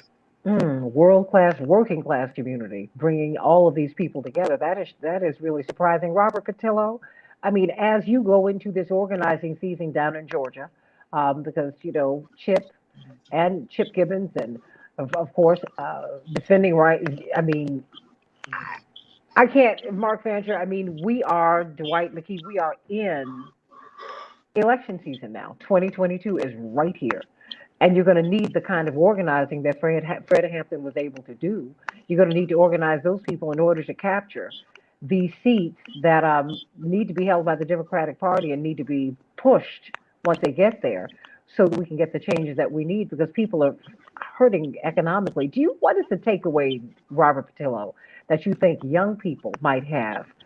Because, as you mentioned, Chip Gibbons, I think it wasn't lost on many of us, the appropriation of the Black Panther name for this blockbuster movie, this $1 billion movie, to talk about Black empowerment, and yet one of the heroes in that film was a CIA agent, which was like, wait a minute, you mean to tell me Black empowerment is going to come this way? What? Robert Patillo, what do you make of this discussion about Fred Hampton? What do you think young people should be taking away from it? What do you think they will take away from this discussion about him? Well, I think what's important is exposing the next generation to many of the stories that have been lost to majority history. As we said previously, there are just large swaths of Black history that just do not get told, and often young people check out when you only tell them there's one way to do it. There was a panoply of people fighting. There was a panoply of people activating in their own way, whether it be directly in the streets, whether it's at work, in music, sports. It was an across the board effort. But we do have to watch out for the gentrification of our history. What we've seen with Dr. King in recent years is Dr. King has become gentrified. They've taken his message, his image, and they've perverted it and turned it into where Lindsey Graham and Mitch McConnell are quoting Martin Luther King's speeches in order to oppose Black Lives Matters. We have to watch out for the gentrification of Malcolm X, where all of a sudden last fall we saw Black Republicans and Black Trump supporters quoting Malcolm X saying the Democrats, you're political chumps to Democrats to convince Black folks to vote for President Trump. So once you allow someone to gentrify your history, to take things out of context, to move around exactly what you were fighting for to now represent something that it never was, that is the danger we face. So the representation matters. Having the story told matters, but accuracy matters just as much to prevent somebody from being able to pervert your own history. What do you think that we should, Chip Gibbons, what do you think that should we be questioning the FBI today? Should we be asking questions about Yes. what happened? Who killed Mark Clark and Fred Hampton? And of course, we still have questions about what happened to Huey Newton. I mean, it's like the harassment against these figures never ever stopped. I have a minute and a half before I go to break. Well, I definitely think we should be asking questions. Right before this film was released, we found out new revelations about Fred Hampton's and Mark Clark's killing that suggested J. Edgar Hoover was involved in it. This is after, decades and decades of attempts to uncover the truth. And a researcher, Aaron Leonard, who I know a little bit, 5 years after he filed a request to the National Archives, got this trove of documents from Roy Mitchell's personnel file that the attorneys who represented Hampton's family in the wrongful death suit were never allowed to see. And there's a larger problem with just how do we get FBI files from the National Archives or from the FBI that I can definitely talk about when we come back from break. But we should be asking questions. We should be asking the FBI to release this information. And we should be asking questions about what the FBI is doing now, right? We know they have the Black Identity Extremism Assessment. We know that Barr, in response to the George Floyd protests, created a new FBI task force on anti-government, anti-authority extremism, which is an FBI term of art that covers, both militias and left-wing protesters. So the FBI is still on the trail of, dissent, especially Black dissent. Well, we're going to be back and we're going to talk about that. We're going to bring John Nichols into this discussion. But we're having a tremendous discussion about this today because it is relevant today. What happened to Fred Hampton in 1969, it never stopped. It never stopped. It never stopped. The harassment never stopped. It now is just taking on different guises, everybody. Back with more of the Santita Jackson Show in just a couple of minutes. You know what? You all can continue. I've got John Nichols on with us now. But what about of course, from The Nation magazine, he joins us every Tuesday at 30 minutes after the hour. But there's so many things that are going on, even though we have the Trump acquittal is behind us. We now have a 2022 race that is before us for these, not just this Senate seat in Georgia, but other Senate seats are up. And this progressive agenda that progressives are pushing is really on the line. But what's also on the line is this nagging question of what happened to Fred Hampton and why. And Mark Fancher, I really do believe that it is sending you much love, John. Hey. I can see you, Mark Fancher. It is still very important, John. Um, I think these questions need to be asked and answered today. Is Mark Fancher still with me? I'm still here. Oh, okay. Do you think it's still a significant question? I do. We need to establish the truth for the sake of history. Hmm. There's been so much that has been done to distort history generally, but particularly the history of Black resistance and liberation struggles. But as Chip mentioned, this is not just a historical phenomenon. The same kinds of things happen right now. My employer is the ACLU of Michigan, and as recently as I believe about 2011, we sued the FBI for community mapping. What they were doing is that they were going into Dearborn, Michigan in particular, which has the highest concentration of Arab and Muslim residents, I believe, in the country. And they were just roaming around, taking information about, mosques and gathering places, bookstores, community centers, and things like that for purposes of surveillance. And they were doing the same thing with Black nationalist groups in Atlanta and some other places. And our lawsuit was based on what we regarded as a violation of the Freedom of Information Act. They refused to turn over a lot of the records that would disclose precisely what they were doing. And their withholding of the records was upheld by both the District Court and the Sixth Circuit Court of Appeals, saying that these were exempt because they had legitimate concerns about national security. So if that's still the mindset of the federal government, that in order to preserve national security, they need to spy on places of worship, community centers, and bookstores and things that are frequented by suspect populations simply because of their race or religion or ethnicity, then what happened to Fred Hampton is still something that can happen now. Absolutely. And we are back up on the Santita Jackson Show.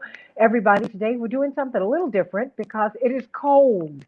How about that? WCPT 820, the nation's largest progressive talk radio station, and AM 950 radio, the voice of progressive Minnesota. Those are my homes, and they will be that and many, many more.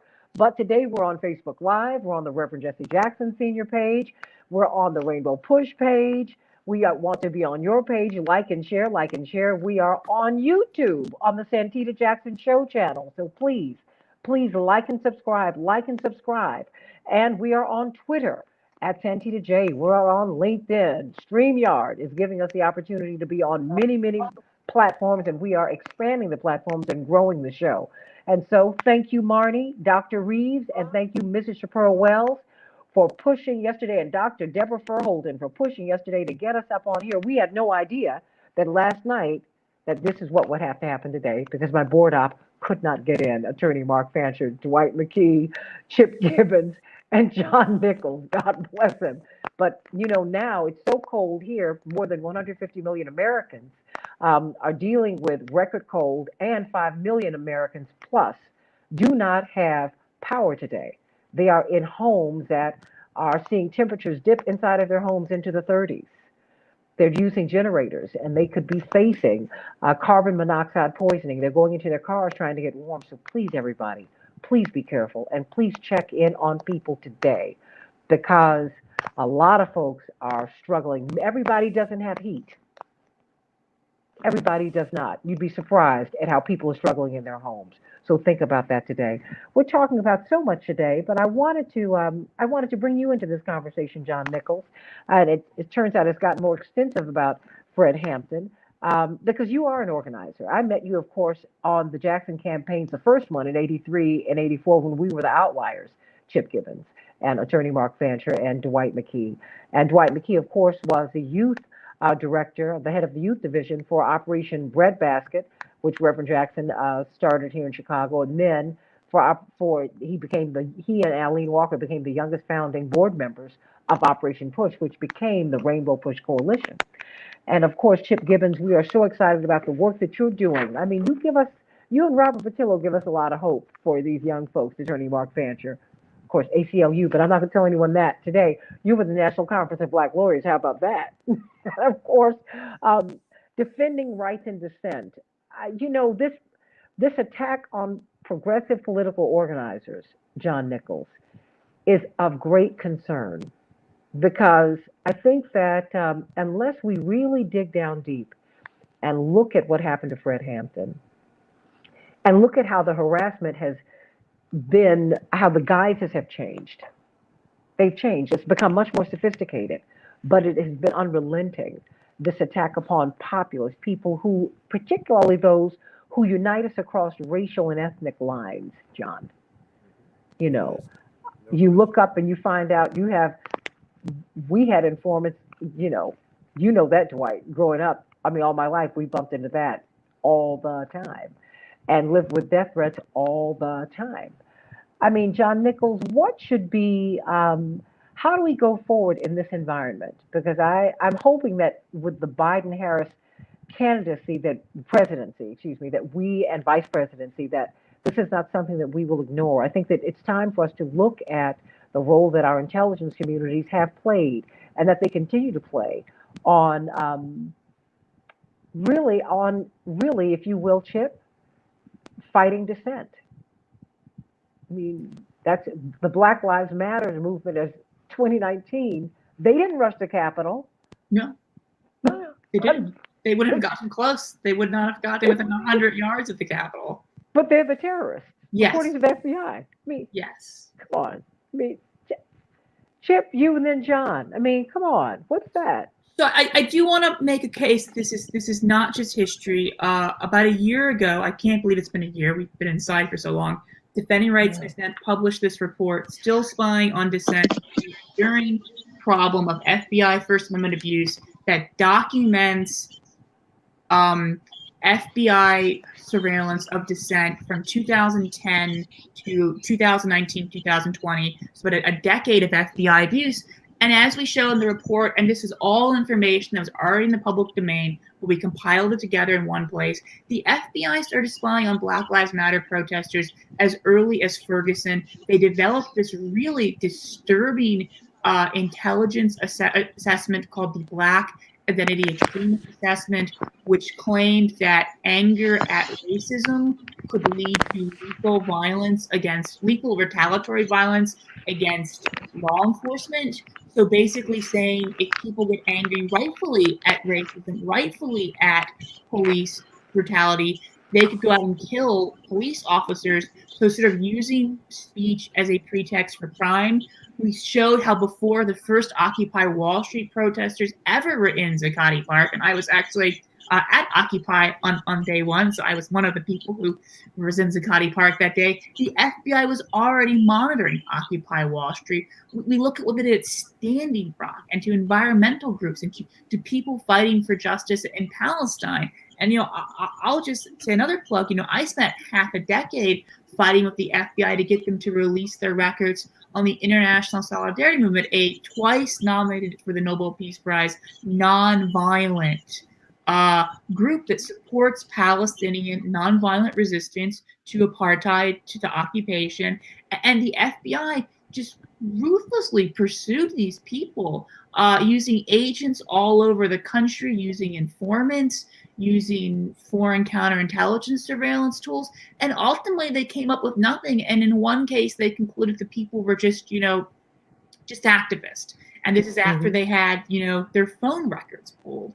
So it still very much is with us. I don't know if anything as extreme as, the assassination of Fred Hampton is taking place now, but the surveillance is still with us, and the surveillance is very pernicious, and the desire to stamp out dissent is still with us. It's still with us, John, and we are going into a very, very contentious political season. Your book that talks about fighting for the soul of the Democratic Party, we're fighting for the soul of the country now. And when you have that kind of dissent, when you have the fight against the dissent, I mean, not against the people who stormed the Capitol, the people who want to establish peace, John. Yeah, I think that actually, in many senses, we're in the most dangerous of moments. When you have a Republican president, a conservative president, but much more than that, a president who is himself seditious, insurrectionist, dangerous, racist, xenophobic, as you had with Donald Trump, I think everyone's on alert. People are very conscious that there's a problem. And so the ACLU brilliantly steps up, and the National Lawyers Guild steps up, and all sorts of American Bar Association, other folks. People do step up. And that's, in that moment, there's a consciousness. When a Democrat comes to office, there is often a sense that, well, everything's going to be fine, right? It's all good, and we can trust those people that are there.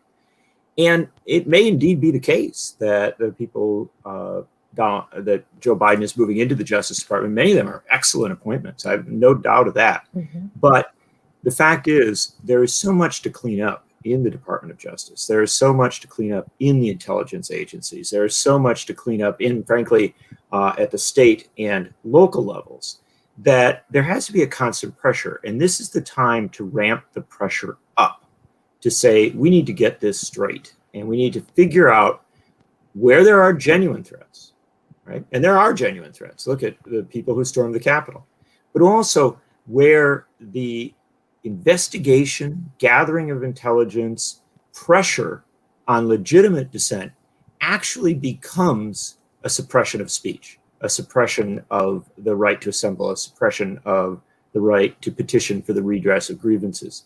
And this is a time to ramp the energy up. And I will mention that there are some people in Congress who really get this. And they're the ones that we need to be reminding, if you will, in this moment of their important work. There's no question that Ilhan Omar from Minnesota genuinely understands this. Ayanna Pressley genuinely understands this. Rashida Tlaib probably may stand out as a uniquely engaged figure on these issues. Certainly AOC and many others. But these folks need to be reminded, supported, encouraged to launch investigations. And this is one of the big deals. The House Judiciary Committee and the Senate Judiciary Committee have been justifiably focused on holding Donald Trump to account. That's great. I'm a huge supporter of impeachment, huge supporter of accountability. But now those committees, under the control of Democrats, need to become what they are supposed to be. The Constitution of the United States gives Congress oversight responsibility over presidents, but also over cabinet agencies. And just as House and Senate committees in the 1970s, under Frank Church and others, exposed what was happening in our intelligence agencies, in our Department of Justice, in all of these other places, and really caused some significant change at that point, encouraged by the revelations as regards Fred Hampton and so many others. Just as that happened in the 1970s, that needs to happen again. That does not harm Joe Biden's presidency. That does not harm Democrats. The fact of the matter is, even if it did, it would still need to happen. But that strengthens the country as a whole. So this is a time to be on high alert. And in many ways, I can't think of a better time to be doing it, because as we sort through the violence and the damage that was done with the invasion of the Capitol, a white supremacist riot cheered on by a president and by members of Congress, we need to be very, very smart and I dare say surgical as we look at where investigations need to occur, where accountability needs to be found, but also where we have to make sure that our efforts to prevent the sort of violence that you saw on January 6th doesn't metamorphosize into an effort to shut down all dissent or to limit political activism by people who are simply trying to get things right. And I'll sum it up with something from the impeachment trial. In the impeachment trial, Donald Trump's lawyers brought up a case involving Julian Bond. Julian Bond, who we know obviously, as one of the great civil rights figures of the 1960s, 1970s, and onward. In the 1960s, Julian Bond was elected to the state legislature, and they attempted to suppress his speech. They also attempted to keep him out of the legislature because he had opposed the war in Vietnam.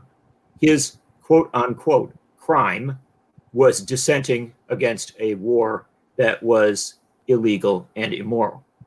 And so that you take the Bond case, and now they tried to bring that forward and use it to defend Donald Trump. So you understand what was happening here. And this is a good metaphor for all of what we think about.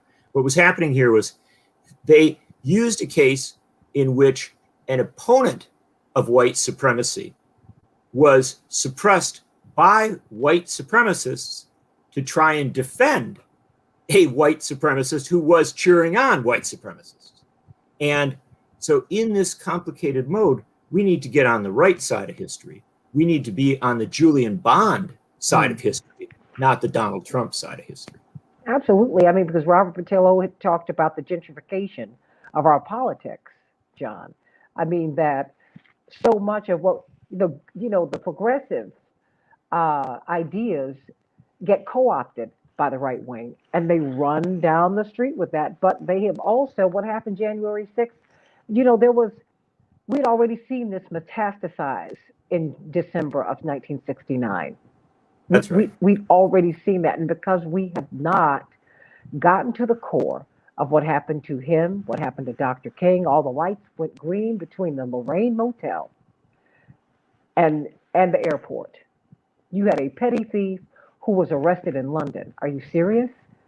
I mean, at some point, as we look, Mark Fancher always talks about the structural change that's got to happen, because we can't just continue literally to limp from election to election. And don't get me wrong, I think that getting the squad in, getting Bernie Sanders in, getting Paul Wellstone, can you hear, well, I can hear him from above cheering us on. All these folks, Paul Wellstone was the Jackson campaign director, Jackson chair and director in Minnesota in 1988. We've got to go dig down and look at some structural change, because John, and I'm going to open this up to you, John, but to the whole panel, and I'll call on you one by one. John, in 2019, I mean, it's when you're trying to organize while the FBI is calling Black Lives Matter and animal rights activists and environmental activists domestic terrorists, and then you have this run on the Capitol, and you literally move the barricades and let them in. John. Yeah. Let me give you a good example of where the crisis lies. And you're citing so many good examples from throughout history. 10 years ago, right now, there was mass protest at the state capitol in Wisconsin, the Wisconsin Uprising. As many as 150,000 people turned out on some days to protest against an effort to shut down the rights of organized labor to organize and collectively bargaining, and also to attack public education and public services. Those 150,000 protesters actually did enter the Capitol. They actually were present there for days. They were nonviolent. They actually organized cleaning crews to make sure that the Capitol was spotless when they left it. They were incredibly responsible. And yet, as soon as we had this invasion of the Capitol on January 6th in Washington, you had people like former Wisconsin Governor Scott Walker and other conservatives saying, well, this is just the same as what happened in Wisconsin, right? And so the game that they play is when right-wing fascist or neo-fascist groupings literally attack the government of the United States in order to prevent the peaceful transfer of power. They say, well, that's the same as, union members and moms and teachers and nurses standing up for labor rights. It's not. And we have to always have that clarity. We have to have the deeper discussion. It's hard. It demands more of us. It demands that we go deeper. That's why the ACLU becomes so very important, because it protects the right to dissent with a knowing, wise assessment of what's going on. That's why the National Lawyers Guild is so important. That's why the National Bar Association is so important. why all of these groups matter, and why investigators, like some of our guests here on the show, why it matters so much to get in and get this right, because there is a constant battle for recent history. Battle isn't for ancient history. It's for recent history.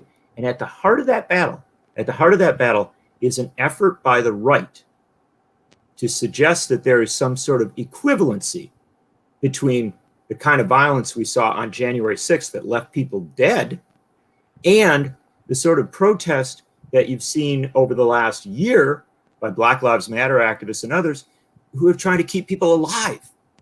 You understand that the basic juxtaposition here, the basic issue is that we need to stand up for the right to dissent, for the right to protest, the right to assemble, the right to petition for the redress of grievances by those who seek to keep people alive, who seek to keep justice flowing.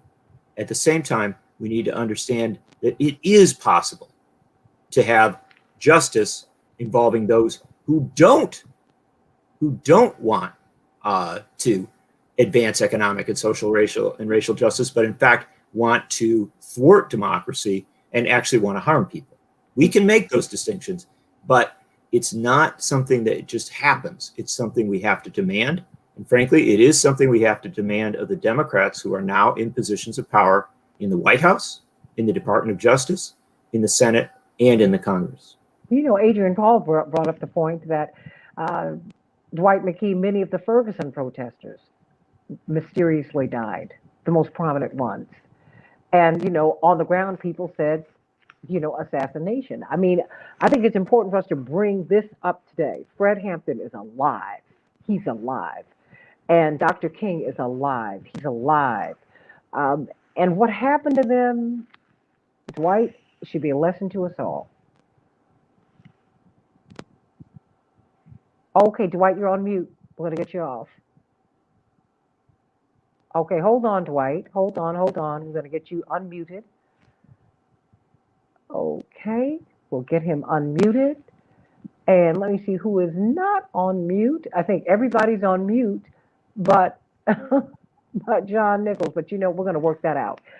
John, just very quickly, you know, when I look at what's happening, when we look at what's happening in, okay, everyone's been unmuted, but Dwight. Well, let me go to you, Mark Fancher, real quick.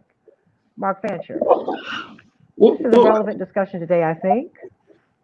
It is. And, you know, I think that one of the things that people get confused about sometimes, because it just doesn't seem to make sense, is why so much attention would be focused on communities of color who are agitating and who are not, even in their Black Lives Matter demonstrations, charging the Capitol and invading it. And little attention is paid to the people, you know, the MAGA crowd, who does charge in, and that doesn't seem to make sense. And when things don't make sense, I always say, well, maybe it has to make sense to somebody. Yeah. And so I have to look at it from the perspective of someone else. And if you look at this from the perspective of the FBI, you know, their mission is to protect the security of the state. That's what they're charged with doing. And if they are really going to protect the security of the state, the establishment, the capitalist order, then it is necessary for them to focus their energy and their attention on organizations like the Black Panther Party or Black Lives Matter or any of those, because they have the true potential to fundamentally change the US reality, economically, politically, and otherwise, because of their clarity of thought, because they understand where real power lies in this country and what's necessary in order to change things in a way that ensures justice for everybody. To give you one quick example, you know, I think there was reference made earlier to the first Rainbow Coalition that the Black Panther Party put together, organizing among what were then called hillbillies. These were low-income white workers who lived in Chicago. Panthers like Bobby Lee and others were able to go into those communities and to speak to them about the Black Panthers agenda, its analysis, and to get them on board with it.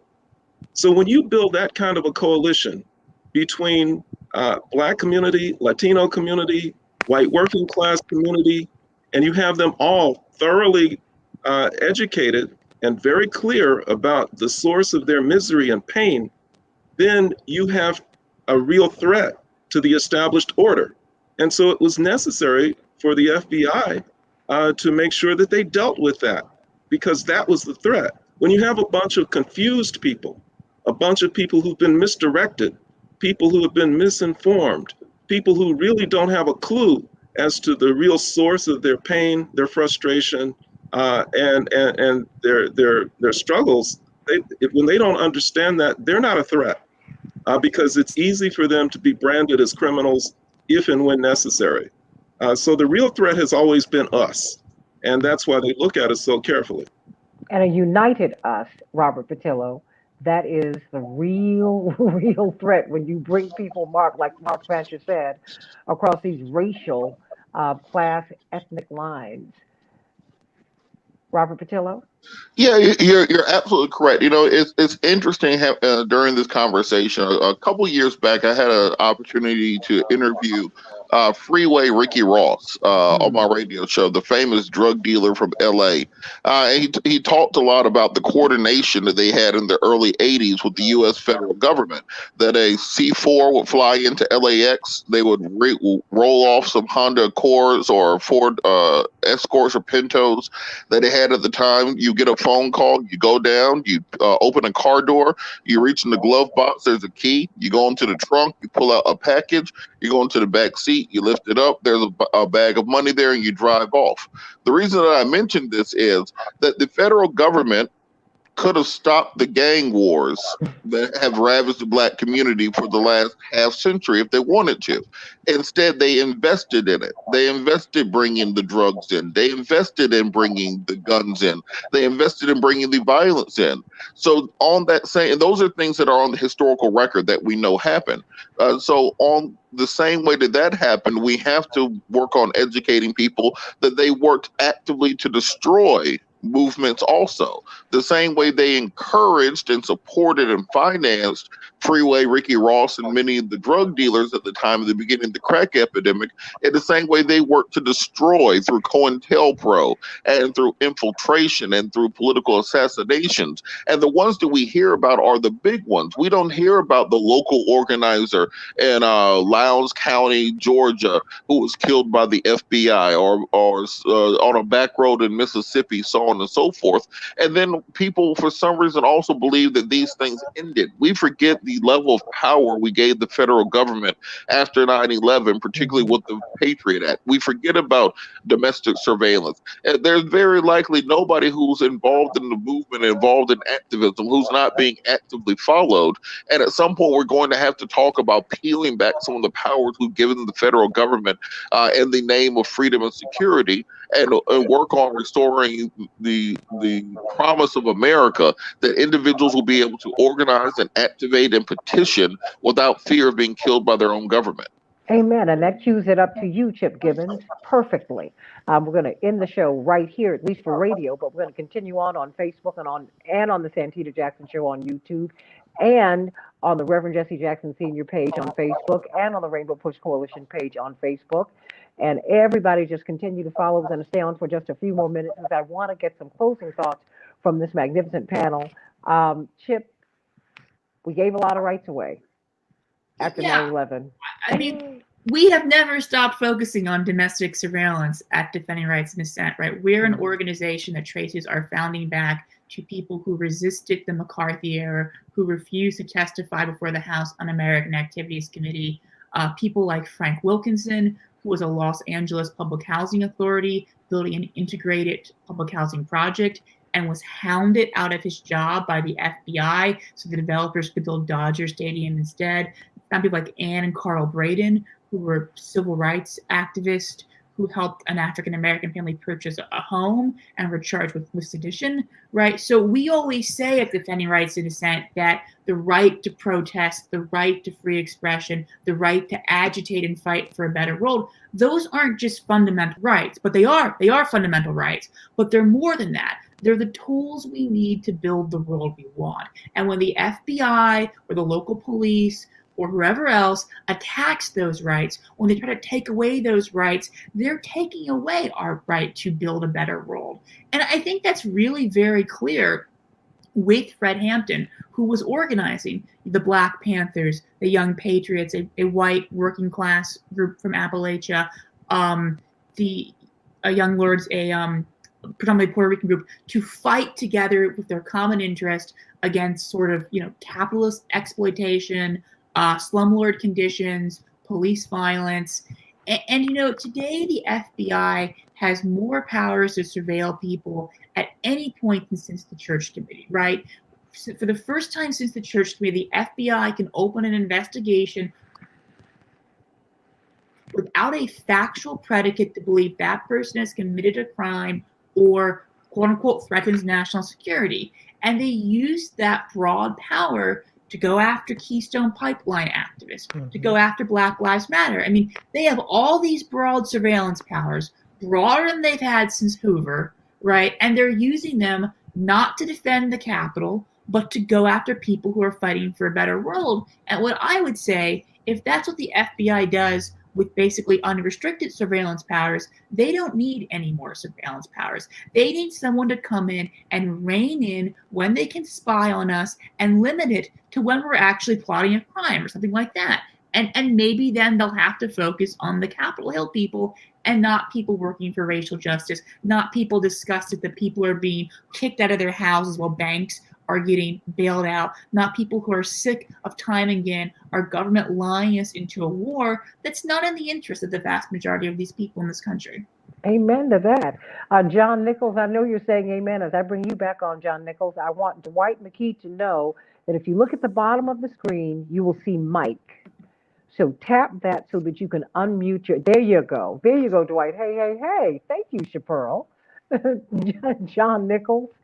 Because, I know we've been looking at election 2022, and I wanted to do that today, but I also sent you several stories, and so I thank you for bearing with me.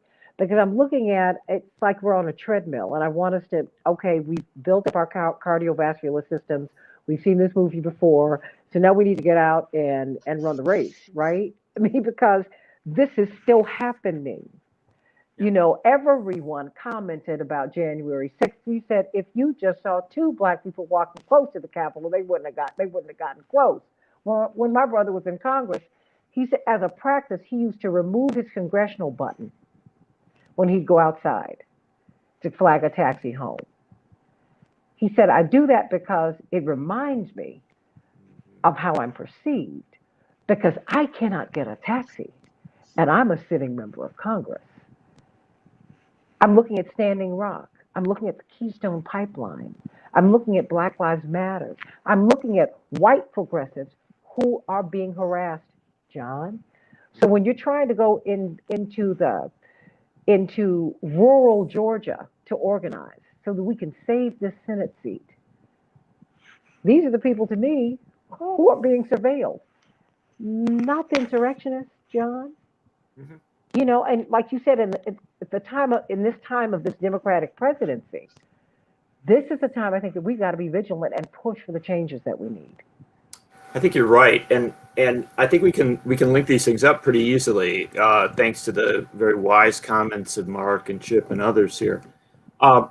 If we go back to the Fred Hampton case, which I'm so glad is being brought to attention, that is being brought, kind of back into our discourse. There's some of us who remember it, all the way along, but there are now so many other people who are being introduced to it, and learning about this reality. And one of the extensions of this reality is that there was a political playout on this. The Fred Hampton case transformed Chicago politics. Mm-hmm. And you had the sitting district attorney voted out at, I believe, the 1972 election. Mm-hmm. And that was a critical shift.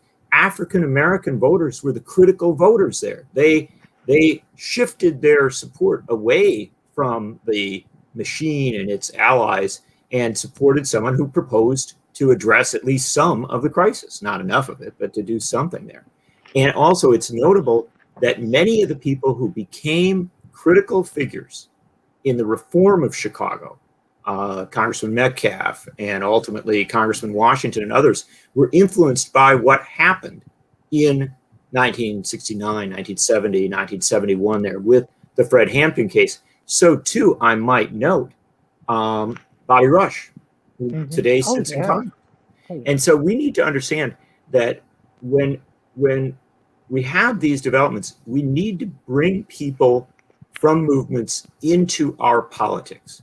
People who understand the importance of dissent, who understand the value of protest and organizing that seeks to uplift, that seeks to address economic and racial injustice. And so the Georgia race becomes very, very important in this regard. Who is up for re-election down in Georgia? Reverend Raphael Warnock. What is Raphael Warnock's history? What is his background? He is a pastor, of course. He's also an activist who's been on the streets participating in protests. How did they attack him during the 2021 campaign? How did Kelly Loeffler and others attack him? They attacked him because of what he had spoken up for. They attacked him because he had stood for economic and social and racial justice. They will continue to do so in 2022. There's no question of that. And so part of what we need to lift up is an understanding that someone like Reverend Raphael Warnock is about defending people's rights, right? Defending all of our rights and defending our rights to dissent in ways that actually move all of our society forward. And we do need to bring a civil rights, civil liberties politics into the center of what we're talking about. We have to talk about the pandemic. We have to talk about mass unemployment. We have to talk about systemic racism. We have to talk about the climate crisis.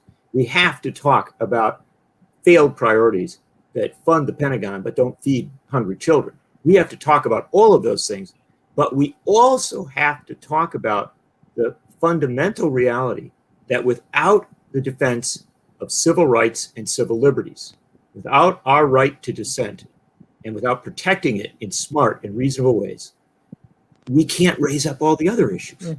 Right?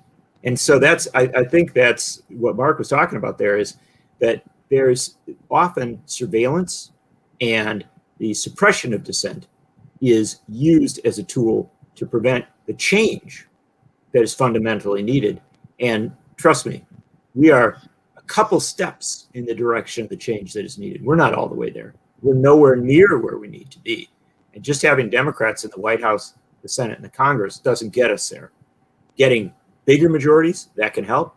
And then pressuring those majorities to have that full spectrum sense of economic, social, and racial justice, save the planet, address systemic racism, and defend our rights. Once we've got that, then we're getting someplace. Amen to that. I like that. To Dwight McKee, I'm so glad I was able to get him off of mute, everybody. I'm new to StreamYard, trying to figure it out. Thank you so much, Dwight McKee. Your thoughts? I just kind of applaud everybody else's thoughts today. I think that everybody's pretty much right on. I think that Fred is a great example for this generation, and as he was for our generation, that you can make a difference. Even though it may cost you your life, that you can make a difference. Is one of the things that's always not talked about Fred Hampton was how supportive his family was. Yes. I really worked more with Bill, his brother, than I did with Fred. And Bill spent his whole life keeping alive the legacy and the memories of Fred Hampton. That's right. Just changed his whole life around. Put together the Fred Hampton Award that he would give to the community leaders and those who had achieved things. And he'd have a big ceremony every year. His mother would cook at the house for those who had won that big celebration. I mean, Fred had come out of the NAACP, so he had come out of a very conservative family, but they were as resolute about freedom and justice as he was, and he came from good stock.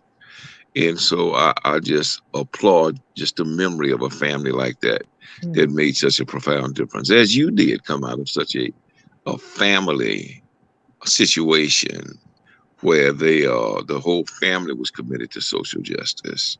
in social equity. Well, but we came out of families, not just my immediate family. Chip Gibbons and John Nichols and Mark Fancher and Robert Patillo. We came from a family, our church, Fellowship Missionary Baptist Church, and the whole Black church family, and then, quite frankly, the church family itself.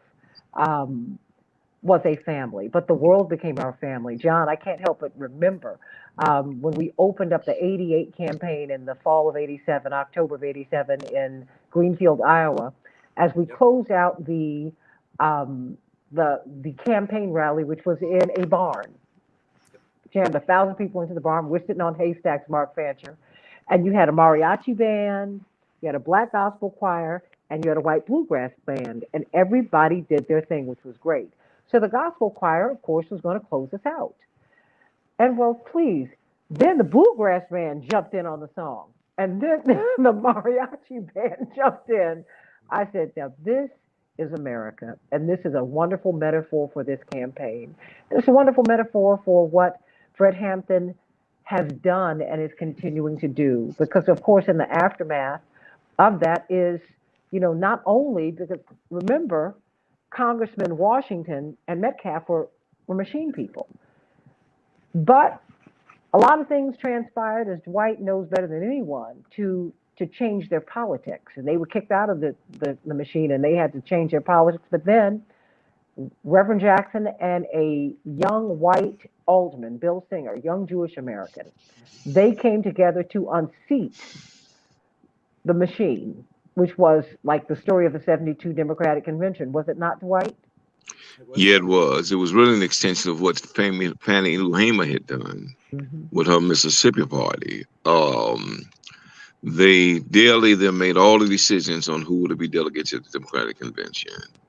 And William Singer, who was the alderman's name, and Reverend Jackson, based on the guidance, a lot of the guidance based on Alice Tregay, bless her heart, and Leon Davis, got together, ran their own delegates, and went down to Miami and changed the dynamics of the convention and opened the convention up for the liberal side of the politics. It, in many ways, were more impactful and more important than Reverend Jackson's direct run for president, because it really opened up the process. And maybe one day we can spend a day talking about what that meant and what that was like. We're going to talking about changing the rules, because that really is the thing, and of course, that's where I picked up with John. Of course, we were kids when that happened, but in '83 we were kind of young adults trying to move into that. Then I'm going to get you in a hot second, but let me go to you, Mark Fancher. What is your takeaway today? Because we have talked about Fred Hampton, the harassment. Chip Gibbons. They're still working hard to have the intelligence community. To open up what happened, and of course, in your work on racial justice and equity at the ACLU in Michigan, and of course the National Conference of Black Lawyers. I mean, you're always talking about structural change. That's one of my great takeaways with you always. You're like, look, we can't patch this thing up. We've got to fundamentally make the changes so that we can have a more perfect union, so that all people can be created equal. I mean, and really mean it. Yeah, I mean, the threat to our being able to do that really has everything to do with our ignorance of history. I mean, the FBI appears to be a threat, but it is not as big a threat to us as our ignorance of history. I frequently say that the Black liberation struggle in particular is a sacred legacy. African people have never, as a group, had much in the way of material wealth that they've been able to hand down from generation to generation. The only thing that they've really ever had is the struggles that they engage in, and the hope that those who follow them will pick up where they left off, so that as a people, we will reach a destination that they will never hope to see. The enslaved African who stood in the middle of a sugarcane field in 1835 and who decided that he was going to set the crops on fire knew that he would never see freedom. But his hope had to have been that the destabilization of the slave system would help those who came after him to put it to death once and for all. And I think for the most part, our people have done that. You see that the Black Panther Party was inspired by the Lowndes County Freedom Democratic Organization in Alabama, which used the Black Panther symbol, as an icon, and they used that in order to give birth to a different organization in Oakland, California, the Black Panther Party for Self-Defense. The Black Panther Party for Self-Defense in Chicago, under Fred Hampton's leadership, put together something that they called the Rainbow Coalition, which was a very inspirational and effective idea. Your father, Reverend Jesse Jackson, picked up where they left off and made the Rainbow Coalition into something that was even more impactful, something that was even more profound in its significance, the concept. And so, we see this handing off of the baton from generation to generation. And so it becomes very important for us, and that's why this discussion is so important, for us to understand what came before, so that we don't reinvent the wheel, so that we don't have Black Lives Matter activists thinking that they've got to start from ground zero in trying to understand what the federal government is capable of, what they're willing to do in order to suppress their activities, to harass them, and to ultimately frustrate them. If they know that history, if we all know that history, we're all going to be much more effective in bringing about the type of structural change, which I think that all people who are oppressed and all people of goodwill have been struggling for a very long time. Robert Patillo, your closing thoughts as you are in the, you're registering voters, but you're also looking at making fundamental change. I mean, because the New South, the new American politics really are coming out of Atlanta. They're coming out of Mississippi. They're coming out of, ironically enough, Reverend Dr. Martin Luther King's church, Ebenezer. What's your takeaway today? Your closing thought? Well, I think the takeaway then as now is that as much as things have changed, things have very much stayed the same in this country, and that the way that you the way you secure those gains is through policy. There's no amount of organizing, no amount of campaigning that can do more than good public policy to secure the gains that we've made. So if you want to pull that coalition back together that got you elected, if you want to inspire more young people, more African Americans, more minority people to vote, you got to make sure we get those checks into people's hands, that we have the type of inclusive economy that we've been promised, that we start fighting towards racial equality and racial justice. Those are the things that secure re-election more so than any campaign ad or anything else. I think that as we go into this 2020 or 2022 election cycle, which has started already, we have to make sure our politicians know the best way to get reelected is to do what we sent you to Washington to do in the first place, and that's what gets you back in there. Chip Gibbons, defending rights and dissent. Your closing thoughts, and we're going to have you back because we're going to continue this conversation about Fred Hampton. I don't think that many people know enough about all that he was doing. That's why it's such an honor to have this distinguished panel. And Dwight in a most special way because he knew Fred Hampton and worked with him and had to continue to go forward after he was murdered in cold blood. Chip Gibbons. I mean, I think the continued interest in Fred Hampton speaks to the relevancy of what he was working on and what he was saying. Like I said, many of the issues he was fighting on back in the 60s are still with us today in slightly different forms, but still with us today. And I think for many people who are faced with those same issues and looking at how do we deal with them? How do we talk about race at the same time as talking about class exploitation? Can we do that, or are they separate? I think people like Fred Hampton and the Illinois Black Panther Party really show a way of doing that. So I think that his legacy is still enduring.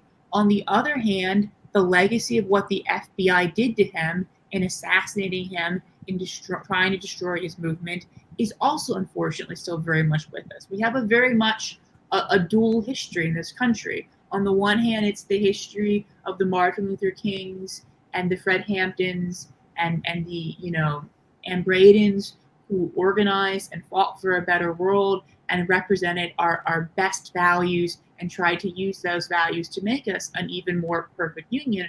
On the other hand, though, it's the J. Edgar Hoovers and the people like that who have been in power and remain in power and will do anything to keep these sorts of racial hierarchies and class exploitation going. And John Nichols, that is why when we hear Donald Trump is the worst thing that ever happened to us, I have to say no. And when I hear other politicians and influencers say this is not who we are, yeah, it is. Now it's not who we ought to be. It's not who we need to become. But yeah, this is who we are too, John. You know, what's the way out? Oh, you're gonna have to unmute. At the bottom, the mic. Oh, It's all right. Yeah. We're all new to this thing. Yeah. Trying to figure it out. Donald Trump is not the worst thing that ever happened to us. Donald Trump is an extension of the worst thing that ever happened to us. Systemic racism, class division, hatred of immigrants, the warped priorities that say that we can always find a tax cut for a billionaire, but we can't feed a hungry child. I mean, these are the worst things that ever happened to us. This is this dysfunctional and damaging politics and the governance that extends from it. That's the problem. The crisis is that out of that politics, we got Donald Trump, right? Out of what was, Donald Trump came. And the thing we need to understand is that, as Jamie Raskin so brilliantly said, and Jamie Raskin, who I'll remind folks was also a veteran of the rainbow. That's right. Jamie Raskin First reminded General people, Counsel. absolutely, and organizer of Harvard students for Jesse Jackson. Headed up that campaign. But as he reminded us, if we don't hold the elites, the powerful, to account, we will repeat the crisis. And when we did not hold Donald Trump to account on Saturday, when our Senate failed to do so, it set in motion the possibility, not the certainty, but the possibility that we'll have someone worse than Trump. And that will be what people call the worst thing that ever happened to us. In effect, the worst thing that ever happened to us is really our failure to change, our failure to address the crises that exist. And so as we pull all these threads together today, and so many brilliant comments by so many wise people with so much understanding of our history and our present, what we need to think about is the future. And the question is, will the future be a place where we bemoan the fact that we didn't do enough to address structural racism, that we didn't do enough to address xenophobia, that we didn't do enough to address class divisions, that we didn't do enough to defend our rights and defend our liberties, that, you know, wow, if only we had known, right? Well, the fact is, we know. We absolutely know what we need to do. And the best way to defend our rights and our liberties, the single best way to defend our rights and our liberties, is to address systemic racism, xenophobia, class divisions, and the hatred that extends from them and the divisive politics that extends from it. If we address that, then we begin to get to a place where we aren't going to have Donald Trumps and we aren't going to have Ron Johnsons and other people like them. We can have a different and better politics. We may have conservatives and liberals. We may have Democrats and Republicans and other political groupings, but we won't have a politics based around hatred and division. We can get there, but we won't get there unless we defend the right to organize, the right to protest, the right to assemble and petition for the redress of grievances. These are essential elements. Just as we oppose voter suppression, we must oppose suppression of dissent. And so this is a critical moment.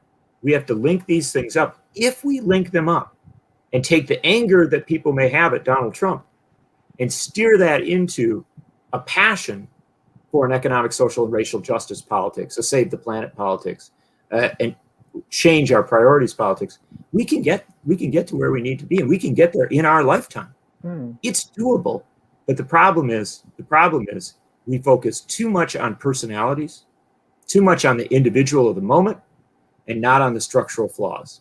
And so I so welcome this conversation today. I think it's essential because we've looked back at our history. That's what we must do. And we don't do so for purposes of nostalgia. We do so for purposes of education. We take the power of that history, the memory of Fred Hampton, the memory of the struggles that extended from that moment, and we bring it to the present, and we say, why are we still talking? Why are we still talking about the issues that Fred Hampton talked about in 1968, 1969? Well, the answer to the question is simple. We haven't gotten to the heart of the matter. And so we take away from this a passion to get to the heart of the matter, address the racism, address the anti-immigrant bias, address the class divisions, address the injustice. When we do so, then we finally begin to take our country to the higher ground. Amen, amen, and amen. I want to thank all of you for being with us today. And thank you for being on this new platform. You know, we had to make it through the cold, but we got it through. And I want to thank each of you for answering our phone calls this morning, Mark Fancher and Dwight McKee and Robert Patillo and John Nichols and Chip Gibbons. I feel John Nichols something new every week, but he just catches the ball and runs with me, and I just love this guy.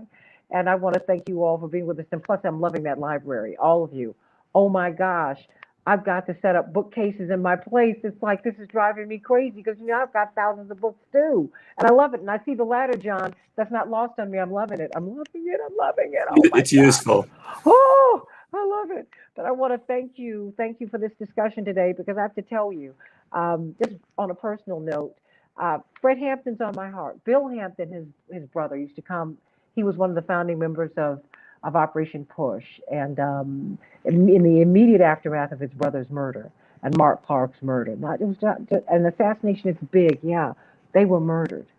Christmas time, beginning of December 1969. These are people who I'd met when Bobby Rush was the most wanted man in America. He actually took refuge in my parents' apartment when Jesse, Johnny, and I were, I think, 6, 5, and 4. And they had to put him in the back of a car and drive him in the trunk across town to our Saturday morning forum, and he surrendered to the police from the stage. And he says, you know, if not for your parents and that group, Dwight McKee and Mike Knighton, I think one other person, went out looking for Bobby Rush the night after Fred Hampton had been killed, because they knew he had an X on his back. They knew if the police found him, they were going to kill him. You know, we need to tell these stories because these stories are still with us, Mark Fancher, Chip Gibbons, John Nichols. We're still dealing with the harassment. And we cannot turn our backs. We cannot turn our backs. If anyone wants to say anything else, please do it, and then we will go. Does anyone have anything else they'd like to say, Chip or John or Mark? I'm sending you all my love, and of course, I'll be seeing you more throughout the week. But I want to thank you because I'm just so grateful for this platform. People today loved hearing your voices and loved hearing your opinions, because we can't act as if Fred Hampton was in the past. We're living with this today. That's why we still need an ACLU. That's why we need a National Conference of Black Lawyers. That's why we need The Nation magazine. That's why we need all of your books, John, because you fearlessly look at what we are living with. We need the Still Spying podcast. We need it because they're still spying, and they're finding more sophisticated ways of driving our leadership out of office. There's a book, I'm going to get the name of it, that talks about the best way for a black man to get indicted is to run for office and win. I mean, there's so many ways. There's so many ways to get people who want to make the structural change that we really need to make this a more perfect union and to advance our new American rights, which was the book that my brother and Congressman Jackson and Frank Watkins, your dear friend, John Nichols, wrote years ago. And we got to fight for the soul of the Democratic Party. You got another book, John, Fighting for the Soul of America. That is the book you've got to write now. It's like I'm giving you an assignment. How about that? I'll take So you got it. You can do it. And Still Spying, how can we get the Still Spying podcast? The Chip. Still Spying podcast can be found at stillspying.org. It was a limited podcast series. We wrapped up our final episode last week with our story, the story of Frank Wilkinson, the Los Angeles Housing Authority official who's driven out by the FBI who helped found our organization. And if you want to learn more about all of the work Defending Rights in Dissent does, you can go to rightsindissent.org. So stillspying.org for the podcast. Definitely check it out. And rightsindissent.org for all of the work that Defending Rights in Dissent does to defend the right to dissent. Send me the link because I'm going to put it up and I'm going to push it out because people, Excellent. and so I can get deplatformed just like other people, but I'm good. I love you, everybody. Good to John see you Nichols, again. thank you so much. Oh, it's good seeing you, right? It's good seeing you, Mark Fancher. Yeah, and I was just going to say, we can't forget that the strongest ally we have is the creator of the universe. So, in addition to websites, let's check out the Bible. Well, wait a minute. Stay right there because that really is the final word. That is the final word. You know what? I'll tell you this. On the night I went away to college, my father had that just one more thing moment with me. I was about to get in the car. We were about to drive to Washington. He said, baby, Daddy wants you to do one thing. Just one thing. I said, well, what is that? He said, I want you to find a church. I said, okay. All right. I went to church every Sunday anyway. He said, no. I said, you're not going to tell me about grades or anything. We'd already had the talk, if you know what I mean. He said, no. He said, I will have failed you as a father if I did not ensure that your walk with God was not right. If you did not follow the example of Jesus. He said, baby, I'm going to tell you, the storms of life are going to hit, and they hit without warning. And if your soul is not anchored in the Lord, you will surely drift away. And as we put God on our money, on our coins, and invoke God's name in our speeches, we need to do this thing called government and living God's way. I'm with you, Mark. His truth is marching on. Capital H. How about that? That's the army that I want to be in. And when it's all over, I hope that God will say, you know what, kid? You are on my side. I don't want God on my side. I want to get on God's side. And that is that. That's right. Pick it up, everybody. It's a good book. That's why it's just called that for a reason. Blessings to you. Because John is a lay preacher. I do want you to know that, Mark. I think that you both are. Because every time John starts speaking, he's going to bring Jesus into it. He's just going to do it. At a political rally, I'm not mad at him. But he just does it. I'm like, here John goes. My father's like, he's trying to avoid the calling. Dad said that about you. You're trying to avoid the calling. I love you, everybody. I love you, Mark. I love you, Chip. I love you, John. I love you, Robert, who had to go, and Dwight. And I love everybody here. Thank you so much. Marnie, I love you. Chapearl, I love you. Dr. Deb, I love you. Thank you for getting us up on StreamYard. We didn't know we'd have to use you so quickly. But at least we have another way to communicate. Everybody, get StreamYard, John and Chip and Mark. We're on like 5 or 6 platforms right now. I love you, everybody. I'll see you. God bless you. Be strong. Thank you, you too.